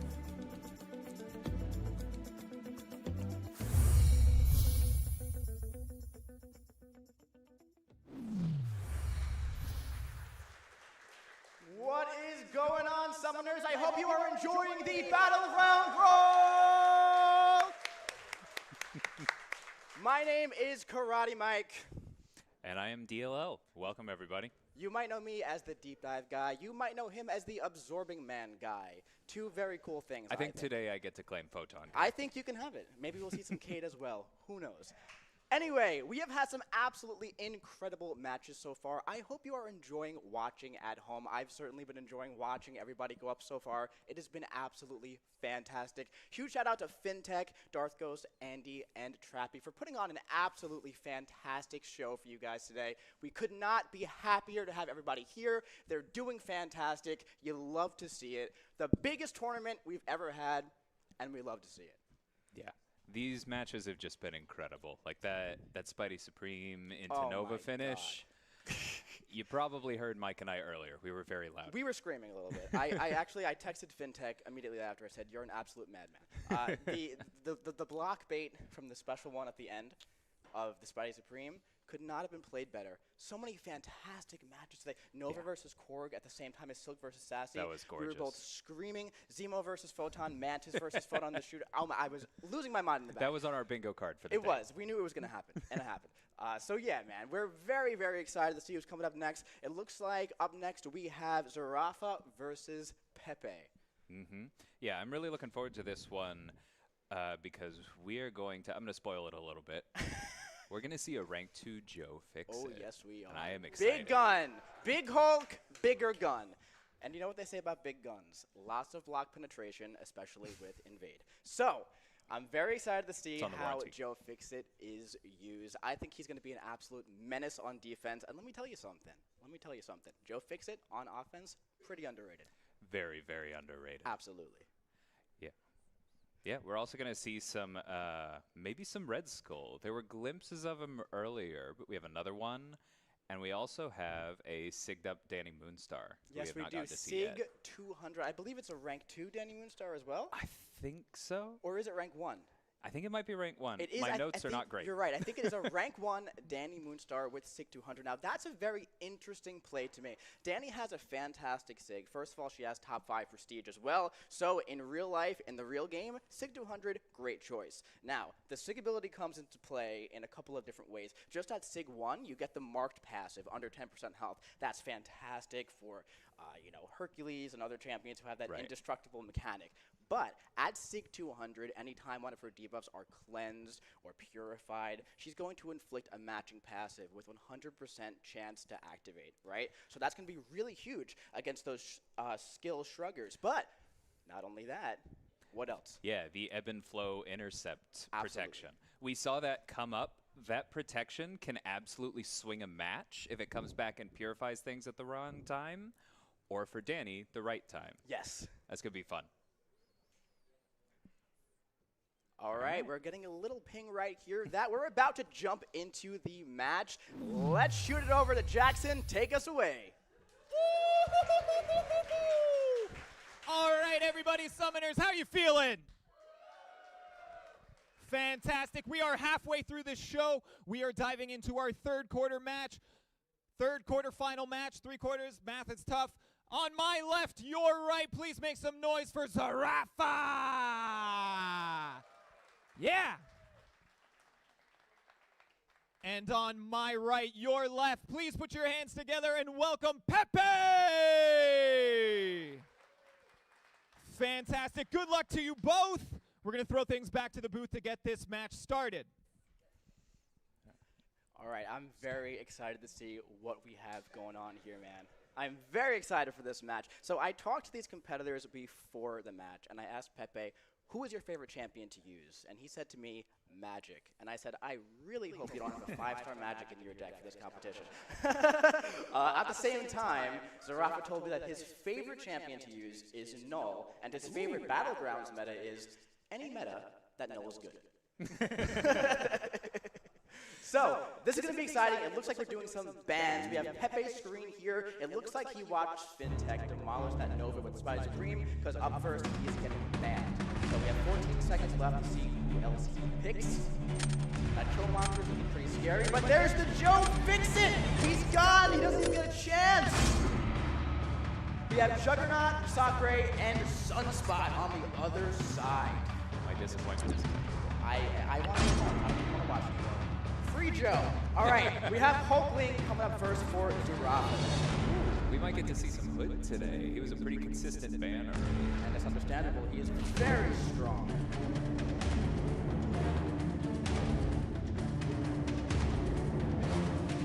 There's the Hood. And America Chavez, who is absolutely phenomenal, especially if you can get the intercept for the big special too. That would do a lot of damage. We're seeing a lot just kind of come up. Kindred and Photon right next to each other. Of course. There's so many of these. And there's that Danny we were talking about. Maybe we'll see some of that SIG ability in action today. And of course, Corvus has been a standout, and there is Spider-Ham. Spider-Ham is an absolute menace on both sides of the field. Absolutely. We haven't seen Future Ant-Man yet, have we? Not yet. Talk about a menace on both sides of the field. Absolutely. He's in a few of these decks.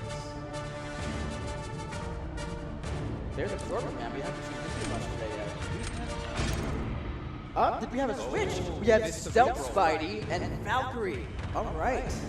Valkyrie was also banned, understandably early. Of course. Now, those are two champions who are going to be very nice with these notes. Valkyrie, of course, on Invade, self-explanatory. But Stealth Spidey is going to be able to pause that passive Fury after the intercept, which is going to do very, very well for taking down the defender. Right. See Venom again? Of course. I wonder if we'll see Oh, that's a tough one. And there's All that five Nick of these Fury. picks are great. We haven't seen Nick Fury do Nick Fury things yet. Up, and he just might. And I think it's a safe bet to say we're going to see that on defense. Let's see. We did see the Danny passed up earlier. Might prove important.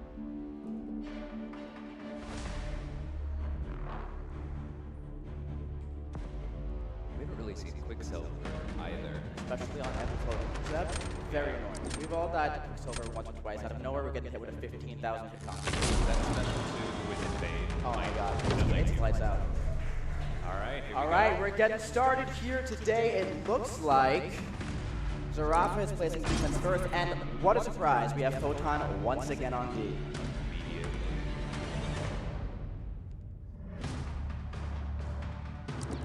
And America Chavez on defense. All right.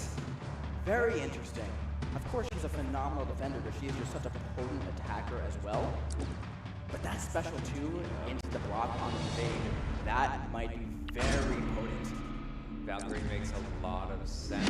And we have Corvus here, possibly turning off everything that Photon might do on defense to really mess you up. Yeah, this might be too fair block heavy fights. Look at that one parry. Zarafa's off 8% health. We're actually 93% back from the adrenaline mechanic there. That is a lot of block damage. But look at the block damage that Valkyrie is doing against America Chavez. You can see having to play Corvus in the block to not run out of charges. Absolutely. Requires Photon to not be rude. And you can see right there when Corvus is actually attacking there. With 0 charges. Oh my god, I was looking at Corvus and the fight is over on top. Valkyrie doing Valkyrie things. Enormous special 2 into the block. Yeah, absolutely gorgeous play there. And now here we have Corvus versus Photon. I saw before, Pepe actually hit Photon, not on the block, and it did like 14 damage. And there's Photon doing Photon things. Wow. First round goes to Zarafa with an absolutely gorgeous, perfect Valkyrie fight. Absolutely phenomenal from start to finish. Proving why she was banned so much earlier on. 100%. Proving why she is not a 7-star yet.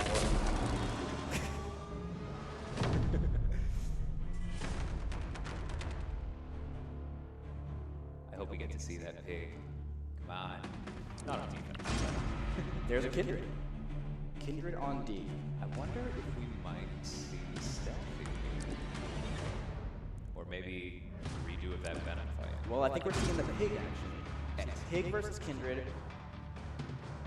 Stealthy versus Kindred is a phenomenal matchup, especially with ebb and flow into that. Absolutely. One thing to keep in mind, he's not the tankiest champion out there. Don't want to be blocking a lot of special ones with him. Absolutely. Oh, and it looks like we got flipped a little bit up there, all the way down to 60% health already. And it looks like Spider-Ham, 7-star Spider-Ham, is doing a lot of damage to Kindred down there. Very underrated attacker. He's so potent on defense. That's where I feel like we see him most often. He's an incredible attacker as well.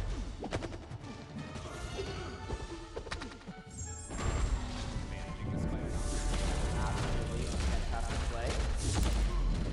Pausing his bugs. Now Spider-Man is a Spider-Verse champion. So it's Stealthy, of course. Every time they both punish Spider-Man, trying to land up the ball.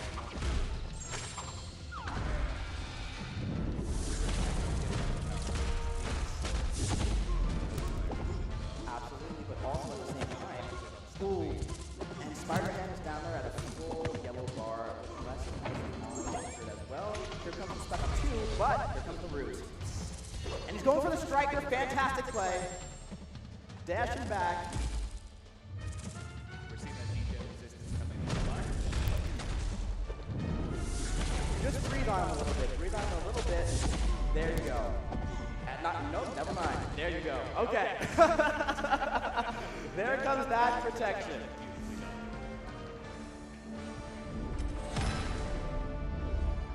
That was an excellent display of all the ways in which Kendrick is annoying. Absolutely. Kendrick does.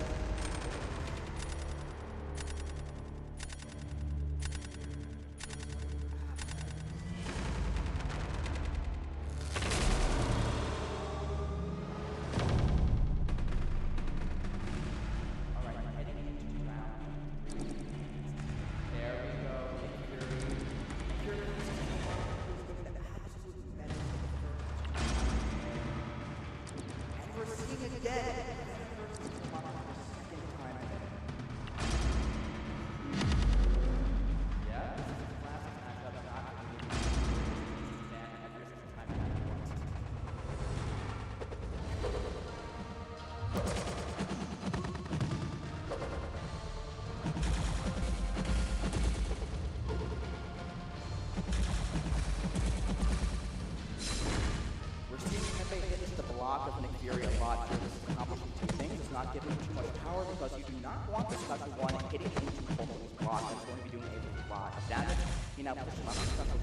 Baiting out the special 2. There we go. And it's looking like Venom on the other side. He ended with a light attack, didn't he? That bleed is going to hurt. We've also seen some block hits here against Venom. The thing is here, Killmonger is just so unbelievably tanky. But we're up against an unblockable Nick Fury on the other side. Now, funny enough, that was That's going to help. That's going to help because it's going to be less damage than you can block. Oh. There we go. There's that lightning hit. Oh!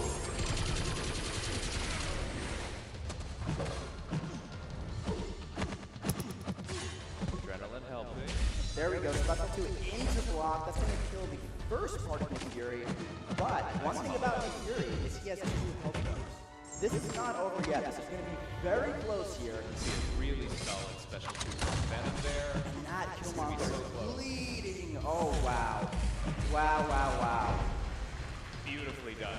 Wow, what a thrilling round 3 there. Bet my nose here now. Wow.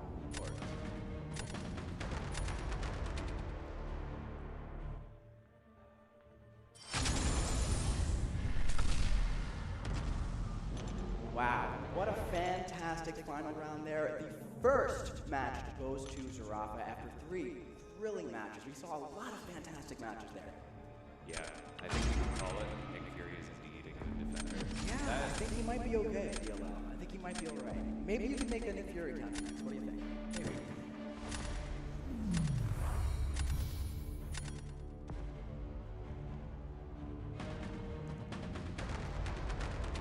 Alright, we're jumping into the second match now. We're seeing a Masacre ban, a Juggernaut ban, and there goes that Sunspot.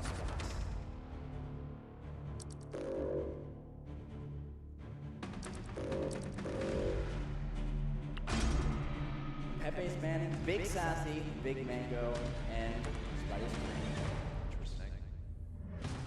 seen a reroll. Right up, there's your girl. There's Kate Bishop. Coming out for the first time today. We might see a special 2 in the block. Sounds like a good time. There's Killmonger and Valkyrie.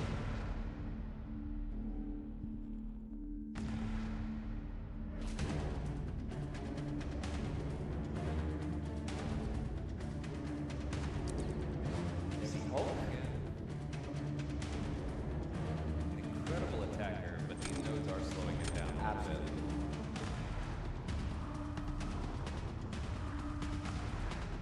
See a black hat on the board. 7-star black hat. Right for the taking. We haven't seen her yet, but she is incredible for a lot of these defenders that we've seen slow people down. Kindred, Photon, Killmonger. Yes. There's Photon picking up. And a Domino. Speaking of annoying defenders. That should be a SIG 200 7-star Domino, correct? And we got Joe. There we go. Everyone wants to see Joe.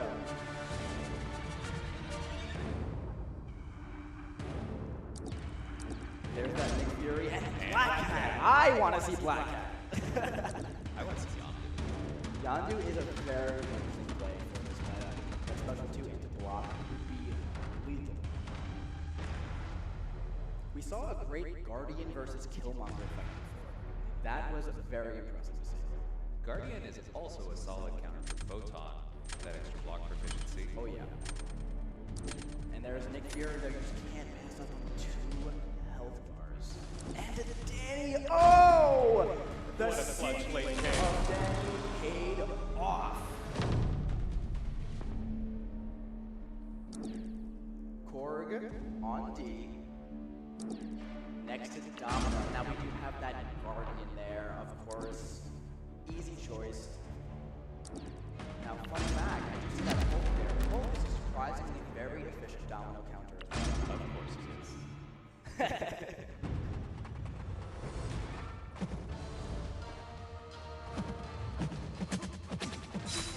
We have two great matches. We have Guardian versus Domino, and Valkyrie versus Hulk.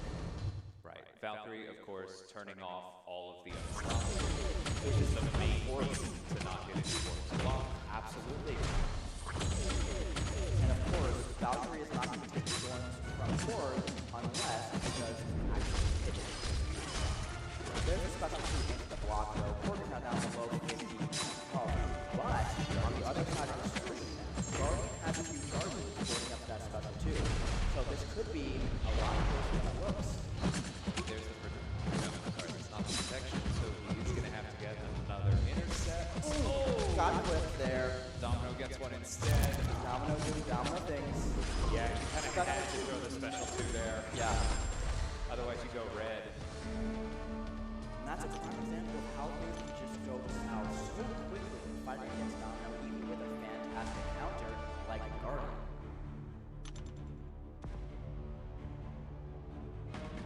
Here we go. He uses a relic to close it out. Of course. Round one of match number 2, going to Pepe after a fantastic Valkyrie versus Korg fight.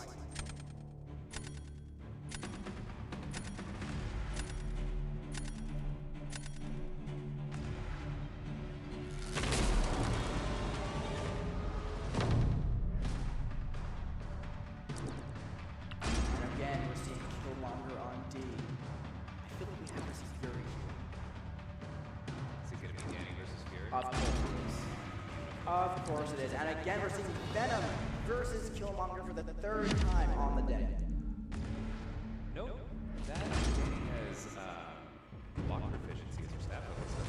Interesting. Gonna help her parry anything. He didn't use too many charges.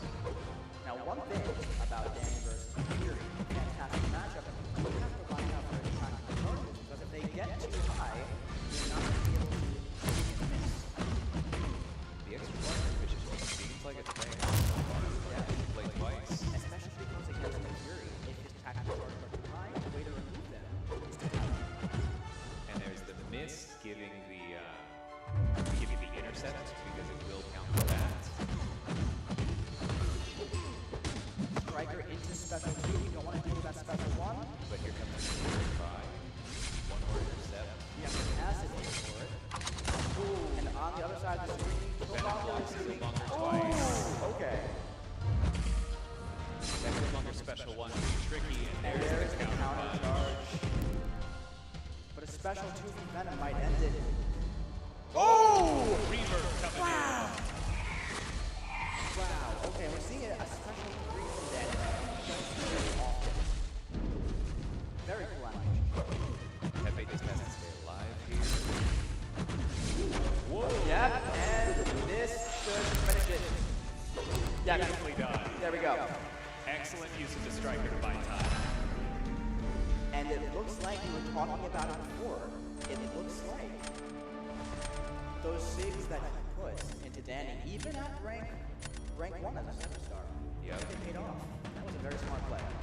Right, because Nick the thing Fury is is with always that many, Yeah. with that many neuroshocks at a lower sig, you're probably going to finish the fight. Absolutely. But those are not dice you want to roll today. If that was a SIG 100 Danny, there's a very, very strong possibility that he would have had to fight a second health pool on Nick Fury, which is No, something thank that you. I never wanted. No, thank you. Alright, so we're going into round 3 now. Baraka took round 1 and Pepe took round 2. So we're going into a sudden death for Baraka versus Pepe. I'm very excited to see what happens. Absolutely. Interesting to see the bands change up. I wonder if we might see Big Joe in this last round. I certainly hope so. That's why I'm here. Keeping it consistent. Looks like consistent across the board. Sometimes if it's working for you, you stick with it. If it's not broke, don't fix it.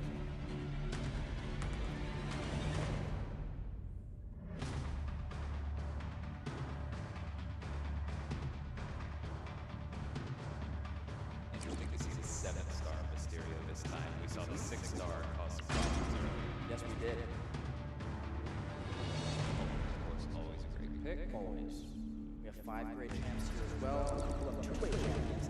Thing is an absolute menace in this meta with that protection. Very, very few ways to go. And Corvus again. There's Silk. Silk and Rinch. We haven't seen much Rinch. We've not seen Rinch.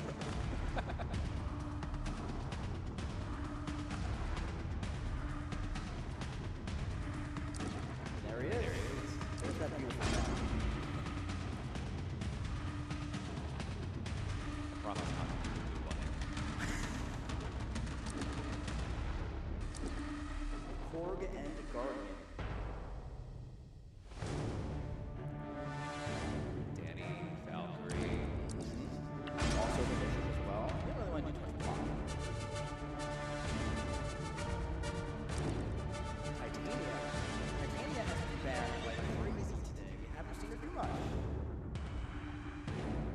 And note that that is a 6-star Titania. Right.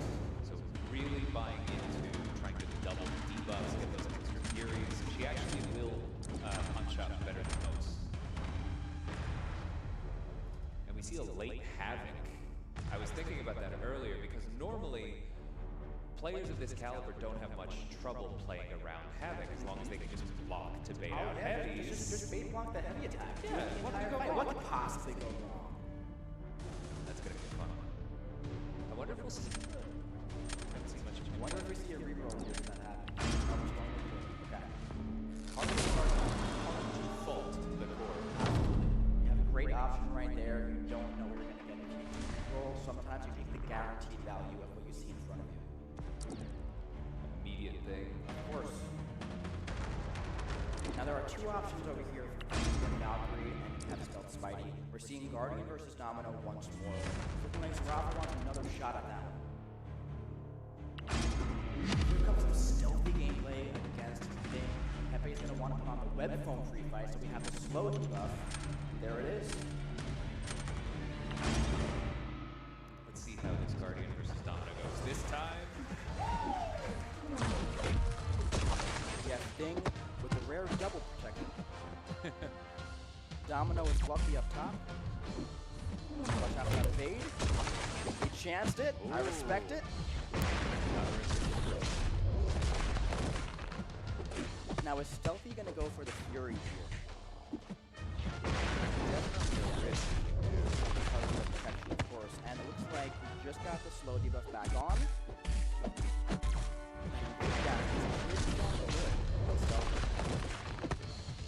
I'm personally a very large Stealth Spidey fan. it looks like a void position thing. Yes? That Guardian special too. Not quite what Especially because it's a 6-star Guardian punching up to a 7-star Domino. And Stealthy here putting on an absolutely fantastic show against Thing. Special 3 will end it, but still will not. Yeah. Playing 2 great safe fights. pays off. 2 fantastic fights. However, one of them finished at the same time with a full yellow bar of 100% health. It is hard to beat that.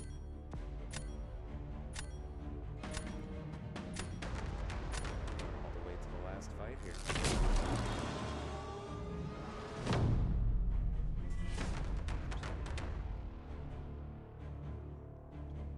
We're seeing the cow. Important to note there is a Titania on the other side of the field. He does risk running into that Purify, but if you line up that special 3... Right after the intercept, that is going to be some juicy damage. We gonna see Valk against Korg again? It seems like the move to me. It seems like the only option. There it is.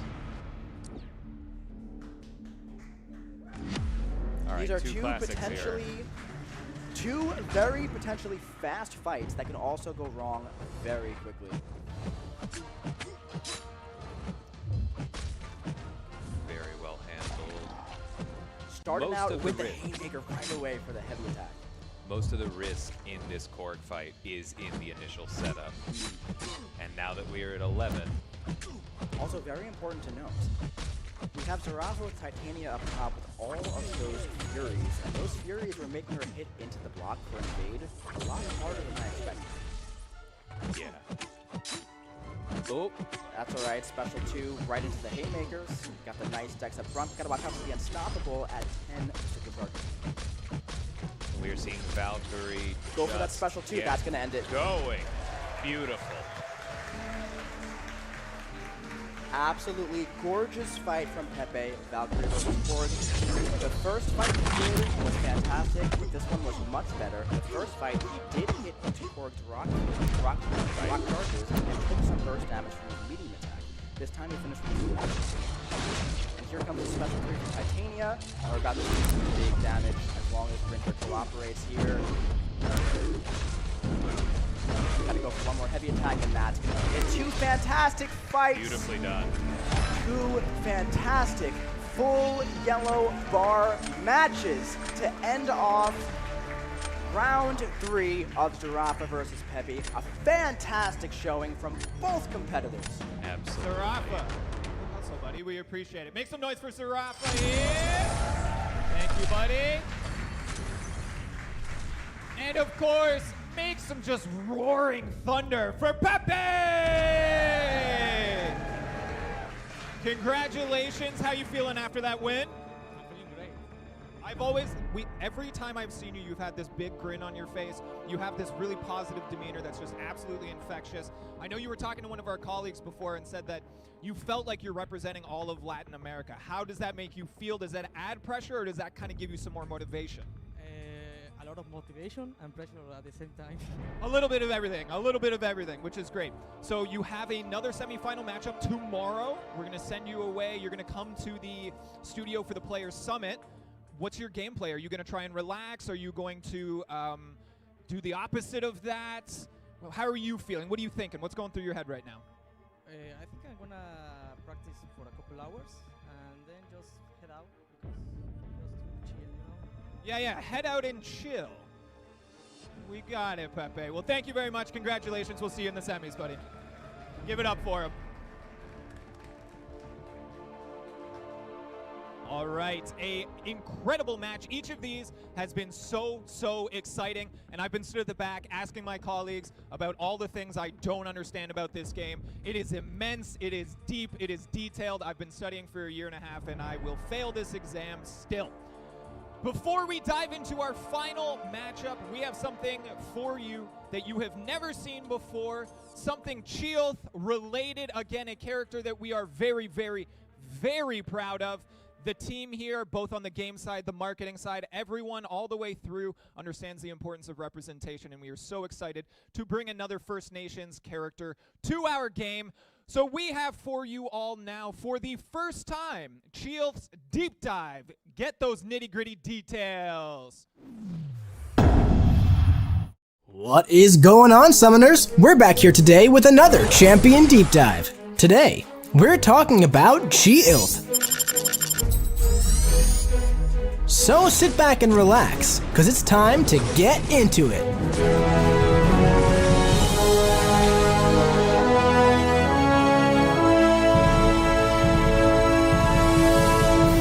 Chee'ilth enters the contest blessed by Brother Grizzly and Sister Eagle, granting her indefinite spirit charges every 20 seconds. When this timer expires, and at the start of the fight, Chee'ilth gains 2 indefinite cleanse passives. Both of these effects max out at 10 stacks. And Brother Grizzly grants her additional critical damage rating and bleed potency per spirit charge. Now, while blocking the opponent's attack, Sister Eagle caps their attack rating at 100% of what it was at the start of the fight. And performing a well-timed block reduces this cap to 50%. It also shortens the spirit charge timer by 5 seconds. Furthermore, Brother Grizzly shortens the timer by 7 seconds each time Chee'ilth punishes a heavy or special attack. He also blessed the blade of her Adz axe, allowing her to inflict a bleed debuff for 9 seconds each time she strikes the opponent with her axe. But the final hit of her heavy attack inflicts 3 bleeds instead of 1. And punishing a heavy or special attack with her heavy attack pauses all personal debuffs on the opponent for 5 seconds. Now, as an attacker, her personal debuffs gain 30% increased duration. But watch out, because while defending, her debuffs can be inflicted through block. And her spirit charge timer is cut down to 10 seconds. Additionally, while fighting Gamma champions, her personal debuffs gain 40% increased potency. And her synergy bonuses gain special Gamma enhancements as well. Now, let's check out her special attacks.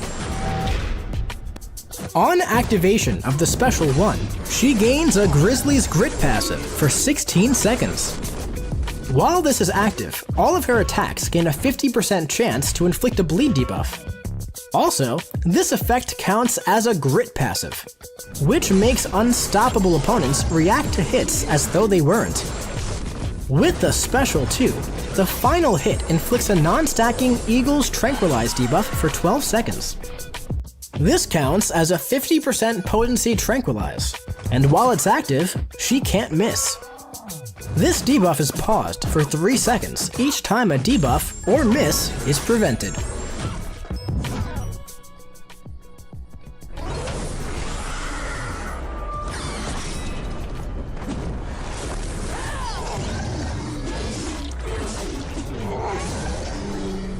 The Special 3.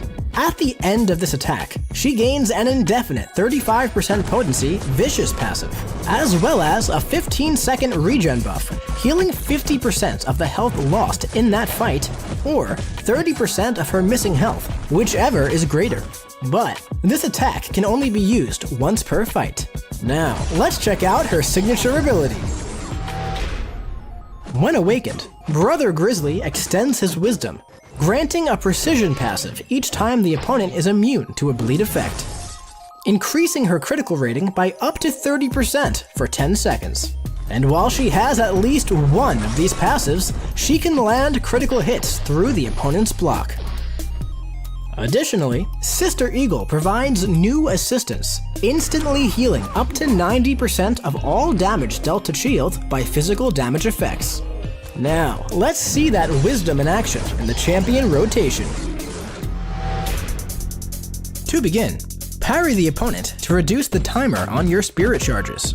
You'll reduce it even further if you punish the defender's heavy or special attack. Now, don't force it, but punishing with your heavy will pause all of your bleeds and keep the momentum rolling. From here, keep this cycle going while staying aggressive. And then, use your Special 1 to activate your Grit passive to stack on even more bleeds. At this point, in a shorter fight, the opponent should be melting, especially if they're infused with Gamma. And your bleeds will only get more potent as the fight continues. Now, in a longer fight, really focus on building up to 10 spirit charges. Then, once ready, launch your Special 3 to gain your Vicious passive and juice up your bleeds even further. Now that you're all ramped up, just stay aggressive and keep applying the pressure until the opponent is knocked out. Thank you for watching this Champion Deep Dive for Chee'ilth. And hey, if you liked the video and want to see more, click subscribe, like, comment, and share. And remember, we'll see you in the Battlerealm!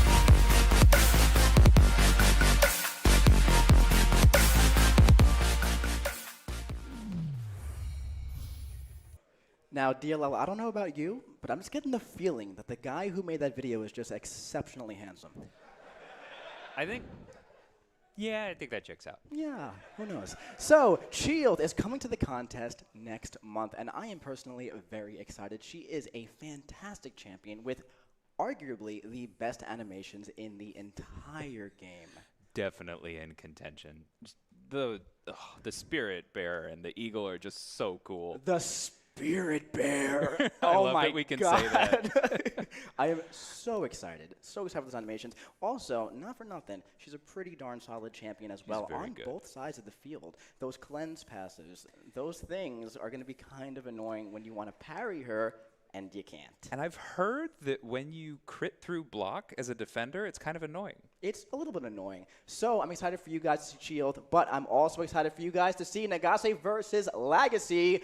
Take us away, Jackson. All right, the final quarterfinal match of the day is about to start. Are you ready?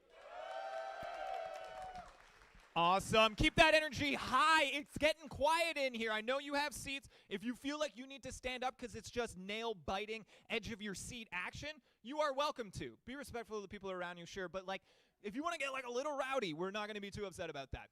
All right, on my left, your right, please put your hands together for youtube.com/Legacy.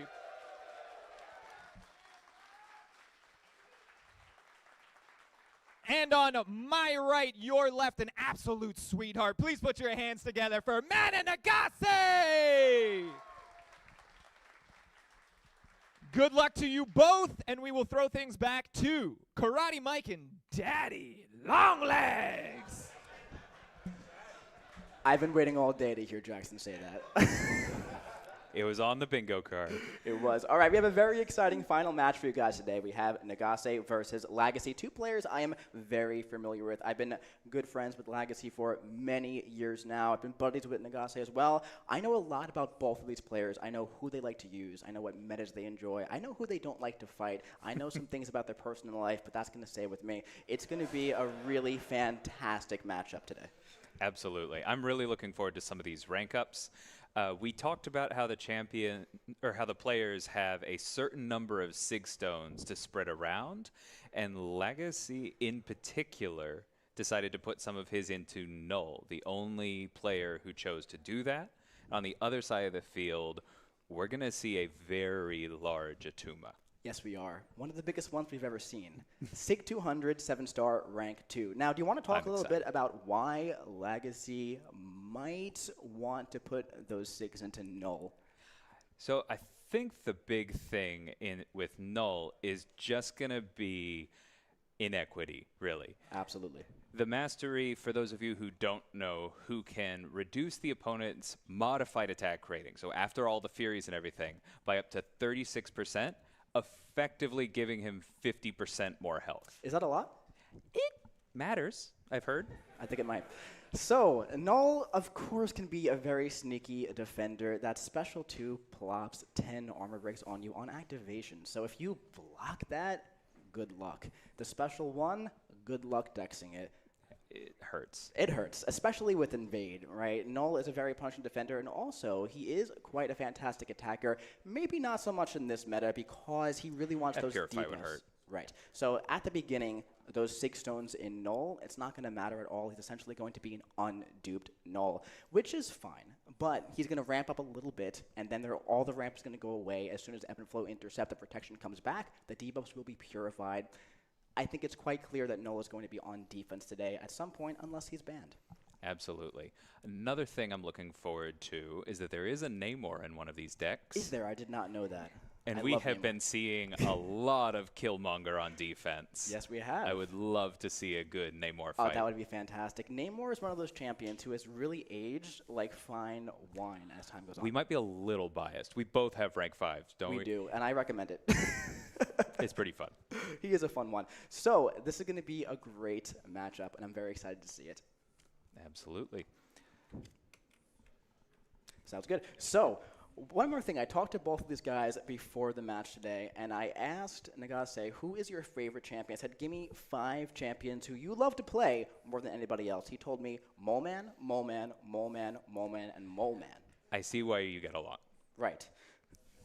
On top of that, I talked to Legacy as well. He told me Spot, he told me Titania, and he also told me Hulkling. Now, I'm excited to see some of those champions in the match we're about to see. Let's head over to it. Our final match of the day, Nagase versus Legacy.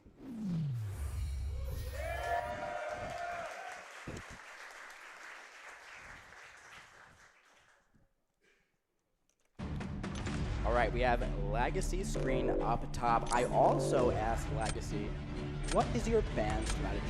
He looked at me and he said, photon. And I said, okay, I get it. I understand.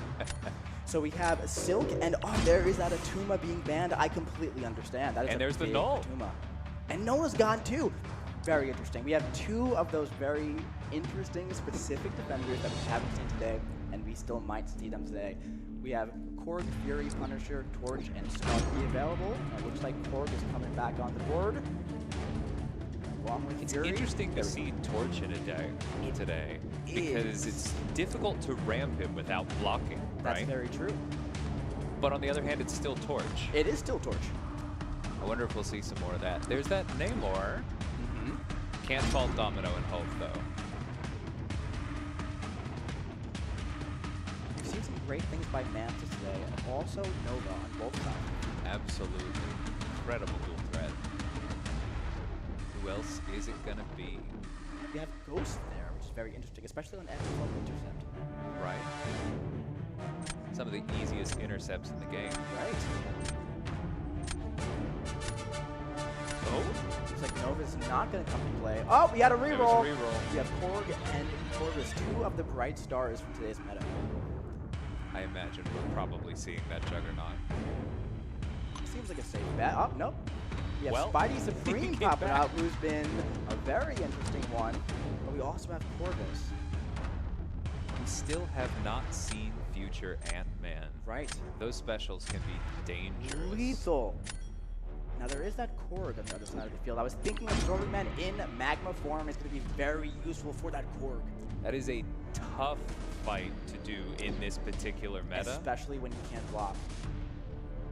And there's But a it can be Killmonger. really pretty. Killmonger and Absorbing Man. Is he going to lock it in? The suspension. Really loving these extra timers. Shang-Chi, going for a reroll. Going for another reroll! I see a rank 5 Stark Spidey over there, and if you look at Legacy's profile picture... but we're going with the other tech champion, we're going with Future. So we might be able to see him do some fun things today. Immediate Killmonger. What a surprise.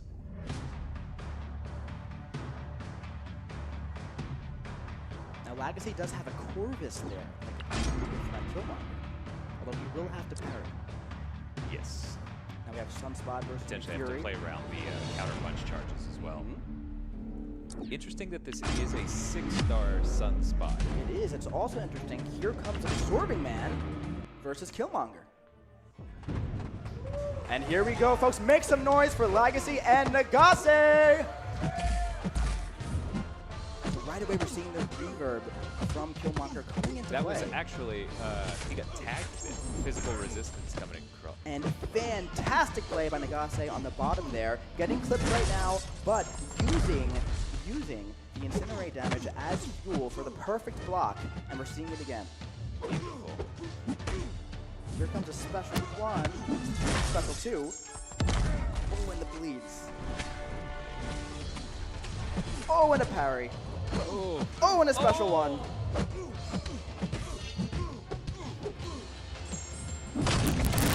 Nick Fury doing Nick Fury thing. I think it's safe to say that's not how Nagase wanted that Sunspot fight to go. And up top, it looks like Killmonger is giving the Building Man a bit of a problem. He's down to about 60% health. He does have that regen available to use. Focusing on the light intercepts for the pause. Can't take that away from him. Of course. And that was a nice special one with the protection up, by the way. And here comes another heavy attack. Okay, no heavy attack. No heavy attack into the special one. I was expecting the heavy attack out of the striker. But it looks like Legacy is playing this slow and safe. He heard the noise of the crowd. I think he has a feeling something happened on the other side. So he wants to just get this Killmonger down. But he does lose his form. He does, but on the bright side, Killmonger's here with only 2% health left. But the clock is ticking down. Ooh, a perfect block There we go. Perfect. Nice fight. Nice play.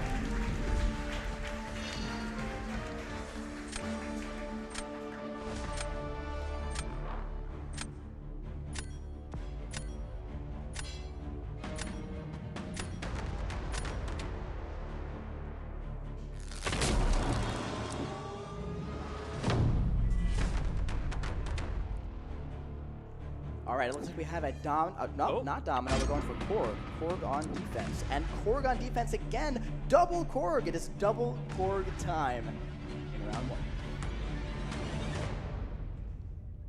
Now there is a Domino event.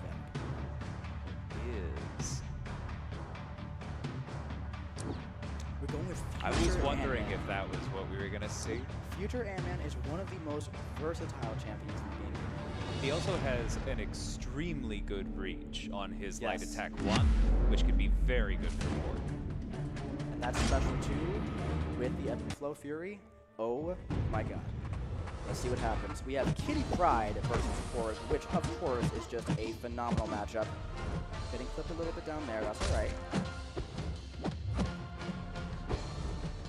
Yeah, the problem with having good intercept reach is Korg does have to let you intercept. Yes, he does.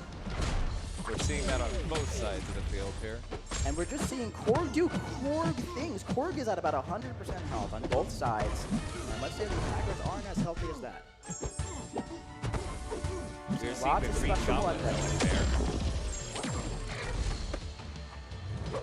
Ramping the disintegration to a bigger special 2, not taking down the protection, that could definitely pay off. Here comes the special 3 from Kitty. Because Korg hasn't been playing along, Future Ant-Man was not in Surging Swarm for that. Right. You lose so much That's attack a for lot that. of damage lost. But now that Surging Swarm is active, Korg is going to be a little bit more aggressive defensively. Now we can see those instant integrations with the big special 2, but the protection's about to come back. Well Perfectly timed. Light attack right after the special 2. Got the intercept. Kitty is setting up for a big special 2 in the bottom. This is going to be very close at the end. Right here comes the special 2 for Kitty. Oh. And it's a How double much health? knockout. And it goes Health to remaining. Mana just Nagase sides with it. Kitty Pryde. 5 seconds longer, but 5% more health. You're going to round 3 of match 1. Beautiful. Or Just just say see the beautifully concentration on clutched, both of right? these guys' faces. Yeah. Yes, absolutely. Now we're seeing Domino. We did see Corvus versus Domino before, but like we were talking about, Hulk is a surprisingly great Domino counter. Here comes Corvus versus Domino, and we're doing a perfect mirror match. mirror match to end round 1. Corvus versus Domino. I believe both of these are ranked to SIG 200 Dominoes. It's going to be very exciting. It is a fairly even match here.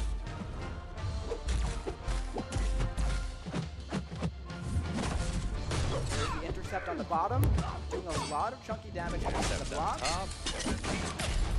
One thing to keep in mind, if you're getting that special 1, you have to make sure you aren't unlucky. Or else that is a quick way to end the match. But not the way you want it.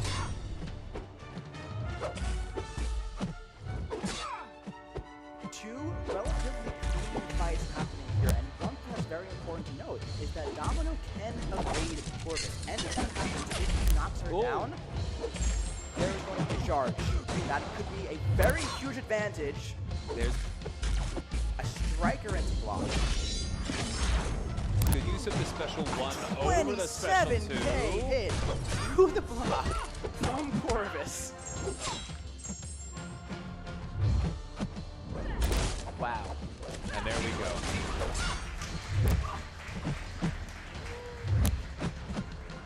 You were really seeing Nagase there have better luck, get the intercepts early, just make more progress. And round 1 is going to go to Mana Nagase with a nice mirror match to finish it off. That was an exciting finish there. Yeah, these have been tough fights. We're getting towards the end of a long phase. Absolutely. But you really see these competitors just hold on all the way through. That's what it takes.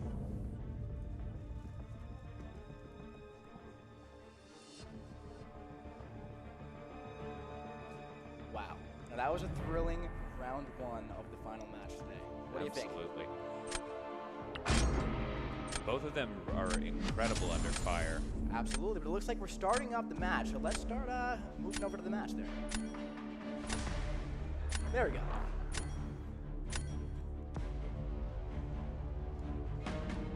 All right, time to ban again. There goes that Atuma. There goes that Photon. There goes Silk. So holding on to the same and the same. Killmonger. Absolutely. I think it's probably safe to call Killmonger today's MVP already. I would say so. I would say so. Ooh, Spidey Supreme. There's that Rintra. We're going to see a Rintra again. Now we're seeing Valkyrie. Valkyrie, of course, quite an offensive MVP. Absolutely.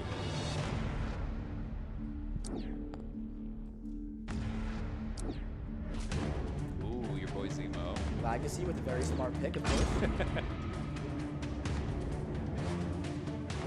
May see Rintra again as well. Of course. Silk out of the picture. Now, one thing to note about the Rintra is he is a very tanky boy, but there's a Hulk here. There's an Asad Braid. Oh, there's a Red Skull! Finally. Wow. Now, one thing about Red Skull, he is getting that buff, but he doesn't have it yet. So we're going to see how impactful that Red Skull is. And another reroll. Legacy knows he's not taking those rerolls home with him, so he's using them when he needs them.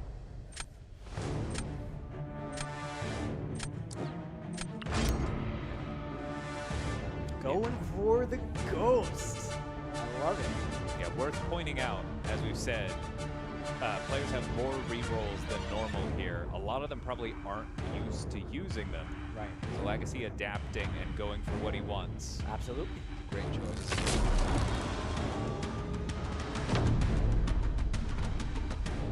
Double Ghost. I missed that final pick. We do have a double Ghost. Ooh, are we going to see Ghost versus Rintra? It's a That's possibility. A fun one. Ghost versus Korg. And we have a Ghost versus double Rintra. Ghost versus two exceptionally tanky defenders. Reminder that Ghost can get Furies off of the ruptures from Rintra. Absolutely. But it is a very risky fight. It is a very risky fight because at any moment, Rintra can go unstoppable, especially when you don't want him to. Nope. That was a nice special attack from Ghost up top. It's looking like, so far, Legacy is taking into account that, yes, it is a very risky fight, Ghost versus Rintra. He's taking it slow, he's using his safe intercepts. He's seen what's happened to other players fighting Korg so far today, and he doesn't want any part of that, which is a very small part. And a nice special too. Perfectly played so far. The hard part against Invade is getting your specials off while phased. Very impressed to see Ghost versus Korg here with a full yellow bar in this meta.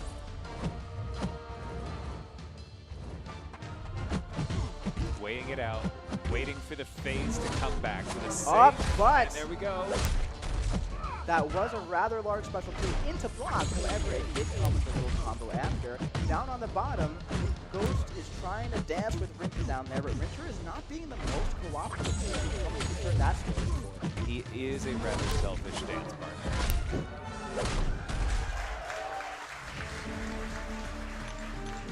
And there's a nice big special two from Ghost. It did take a little bit to get going. Unfortunately, it was not enough, but up top, Ghost versus Korg was one of the cleanest fights that we've seen all day.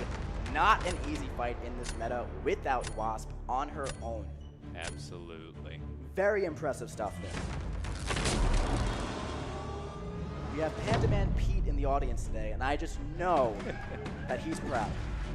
Ooh, Spidey on defense. Now that is a very interesting play. It's gonna be all right. Zemo does have a miss counter. Yes, he does. But lining this up and getting there is going to be tough. It is. You don't want to use that medium attack. And you don't want to just parry light. Right. Oh, but that was a fantastic counter up top to bait out the miss. So now he can use the medium attack. And down on the bottom, we have Kitty Pryde versus Killmonger. But look at the crits through block up top. But look at that special one from Spidey, of course. Very high attack value. You see Incinerate's through block. A special one into Killmonger's block for the passive Incinerates that inflict through block. But up top, we're seeing Clean through block be very valuable here for Lags. Ooh, gets tagged. But important to note, getting tagged by that might do less damage than eating it on the block. Yeah, I think we saw that in the last fight with Korg versus Ghost. And Legacy is using that Sig ability to his advantage here, not even caring about the protection, going for the striker into the block, and he takes the round. Legacy's pointing to me after winning with Zemo. I appreciate it. This one's for you, coach. We're going to our 4th round 3 of the day. As a fan of MCOC, that is what we want to see for every single round. We want to see these players who came out to Vancouver after competing all season get to leave everything out on the game.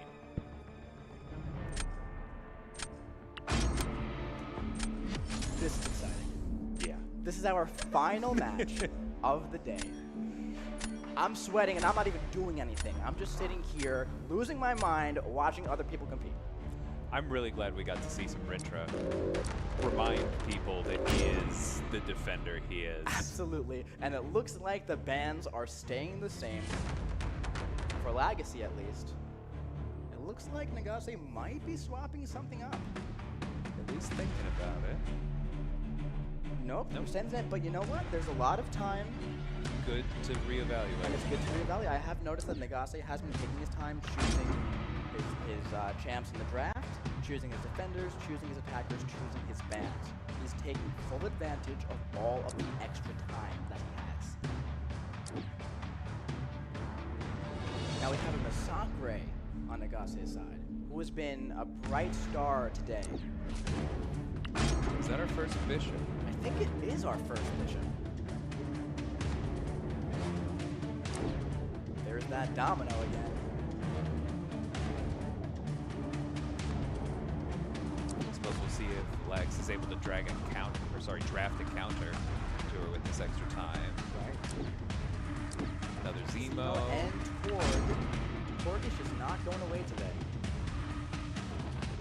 Note that both of those are not good matchups for Sunspot. Right. Great way to slow him down. Right. Very, very true. Sunspot being a mutant that relies on those debuffs being active is something that can hold him back occasionally, but when he works, he works. Ooh, another reroll.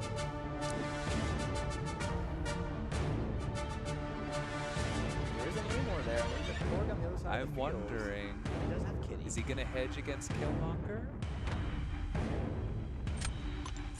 He's rerolling Fury and Hulkling, 2 of Legacy's favorite champions. Hard to fault those two. We have 3 fantastic champions Nova here again? for Nagase. 3 great choices. Or will we looks see our like first Kate? This is the last champ to be chosen on the day. Important to note. And we're going with Nova. Really speaking to his threat, going both ways. And there's that Korg. Maybe coming in second place behind Killmonger for the day. Absolutely. And Domino. Domino. Hulkling versus Domino.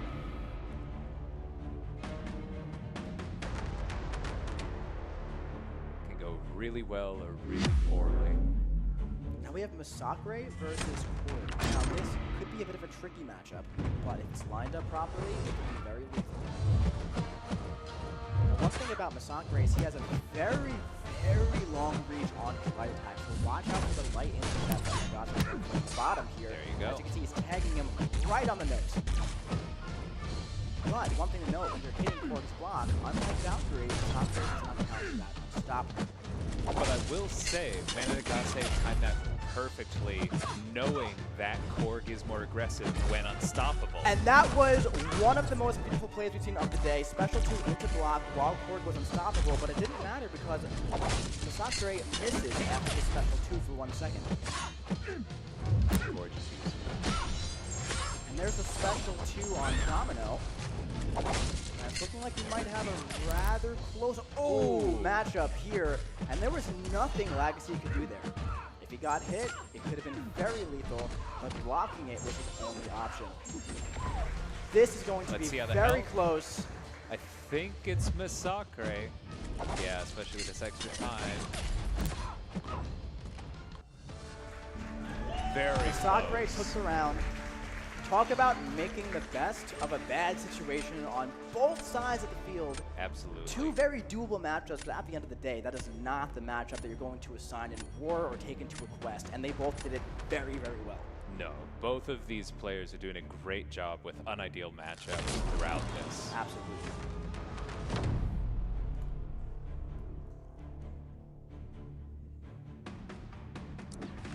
And there's Korg once again. And Nick Fury. Now here comes Sunspot versus Fury, going for round 2. This was the first fight Nagase did today. You can see him, he's thinking about the prior one. He's trying to get in the zone. We have Kitty Pryde versus Korg up top. 2 very solid matchups. The top one not off to the start that we want. And it looks like we're using the Incinerates on the bottom to reduce the block efficiency. That's a very smart play by Nagase on the bottom there, going for the special 1 and baiting out the special 2 in the corner. Oh, Kitty got tagged again. Yes, she did. But I will point out that hitting into block with Sunspot is something that you actually want higher sig for. So we may be seeing the reason for the 6-star here. It looks like an intercept into a special 2 is going to end the fight. However, if Nagase has Despair active, he could be holding off a bit to cut off that second life. And a little bit mistimed there, but he's sitting there with a full yellow bar. And there's the perfect block. But now it's getting a little interesting because Fury's in his second life. He's got that big Fury. And the health on some spots starting to get a little bit lower. He might be in for a very exciting finish here. Ooh. Good reparry, but it does hurt. Pushes him over, and there we go. Wow.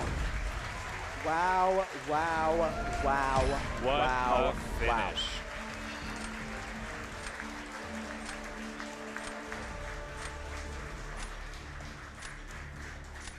Legacy, thank you so much, buddy. It was a great having you here. Give it up one time for Legacy.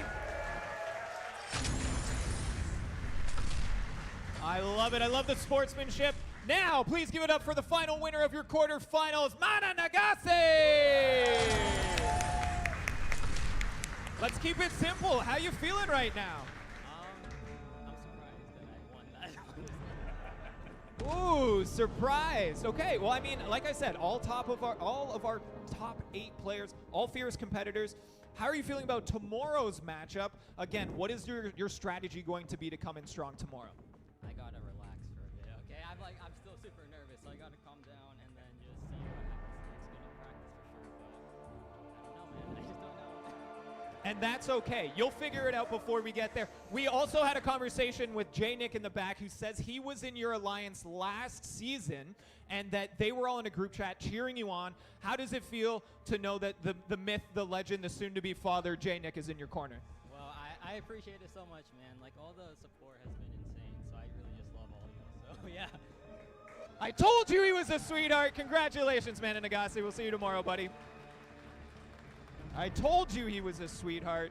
Okay, we're going to throw back to the casters to wrap up the day. Then it'll come back to me to give you guys instructions on what you need to do next if you are here in studio, or how to come back for tomorrow's semifinals, finals, and special announcements. Take it away, DLL and Karate Mike.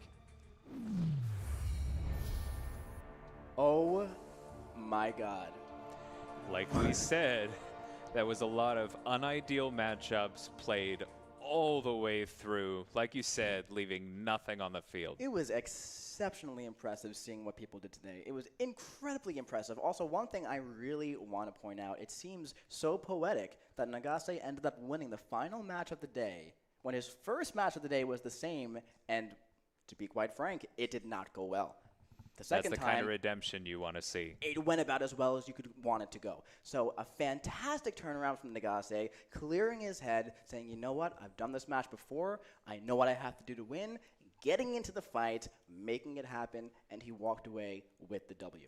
Right. That is the kind of choice where you could run into it and go, you know what, this didn't go well last time, let me try something else. But you believe in your prep, you go for it, and it pays off. You got to trust the process, and he did, and it paid off. That being said, both of them put on an absolutely fantastic show. All 8 competitors put on an incredible show today. Nobody played poorly. Everybody did great across the board. It was fantastic to watch. I'm so happy that everybody came out, got to compete, hopefully had a great time. I certainly had a fantastic time watching. I hope everybody else did as well.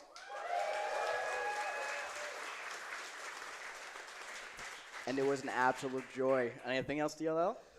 Nothing from me. In awe of these 8 incredible competitors. Absolutely. All right, that's going to be it from us today. Thank you for watching. Let's jump back over to Jackson.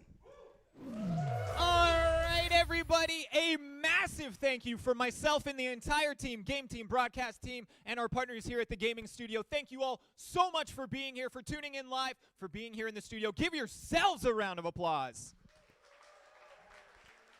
Absolutely. Thank you so very much. Those of you in studio, you have information on how to get to the Players Summit this evening. That information is on the back of your pass. You will also need that pass for tomorrow, so please do not throw it away or lose it. Those of you watching online, we will be back tomorrow with the semifinals. Those will start at 11:30. Doors in this building will open at 11. You can all start filtering in then. Come early. There will be more of you, so make sure to come grab the best possible seats here. A massive thank you again from everyone involved here, and a big shout out to all of you being here. And congratulations to our 4 winners today. I'm very excited to see what you guys do tomorrow. That's it from me. We will see you all tomorrow. Take care, everybody.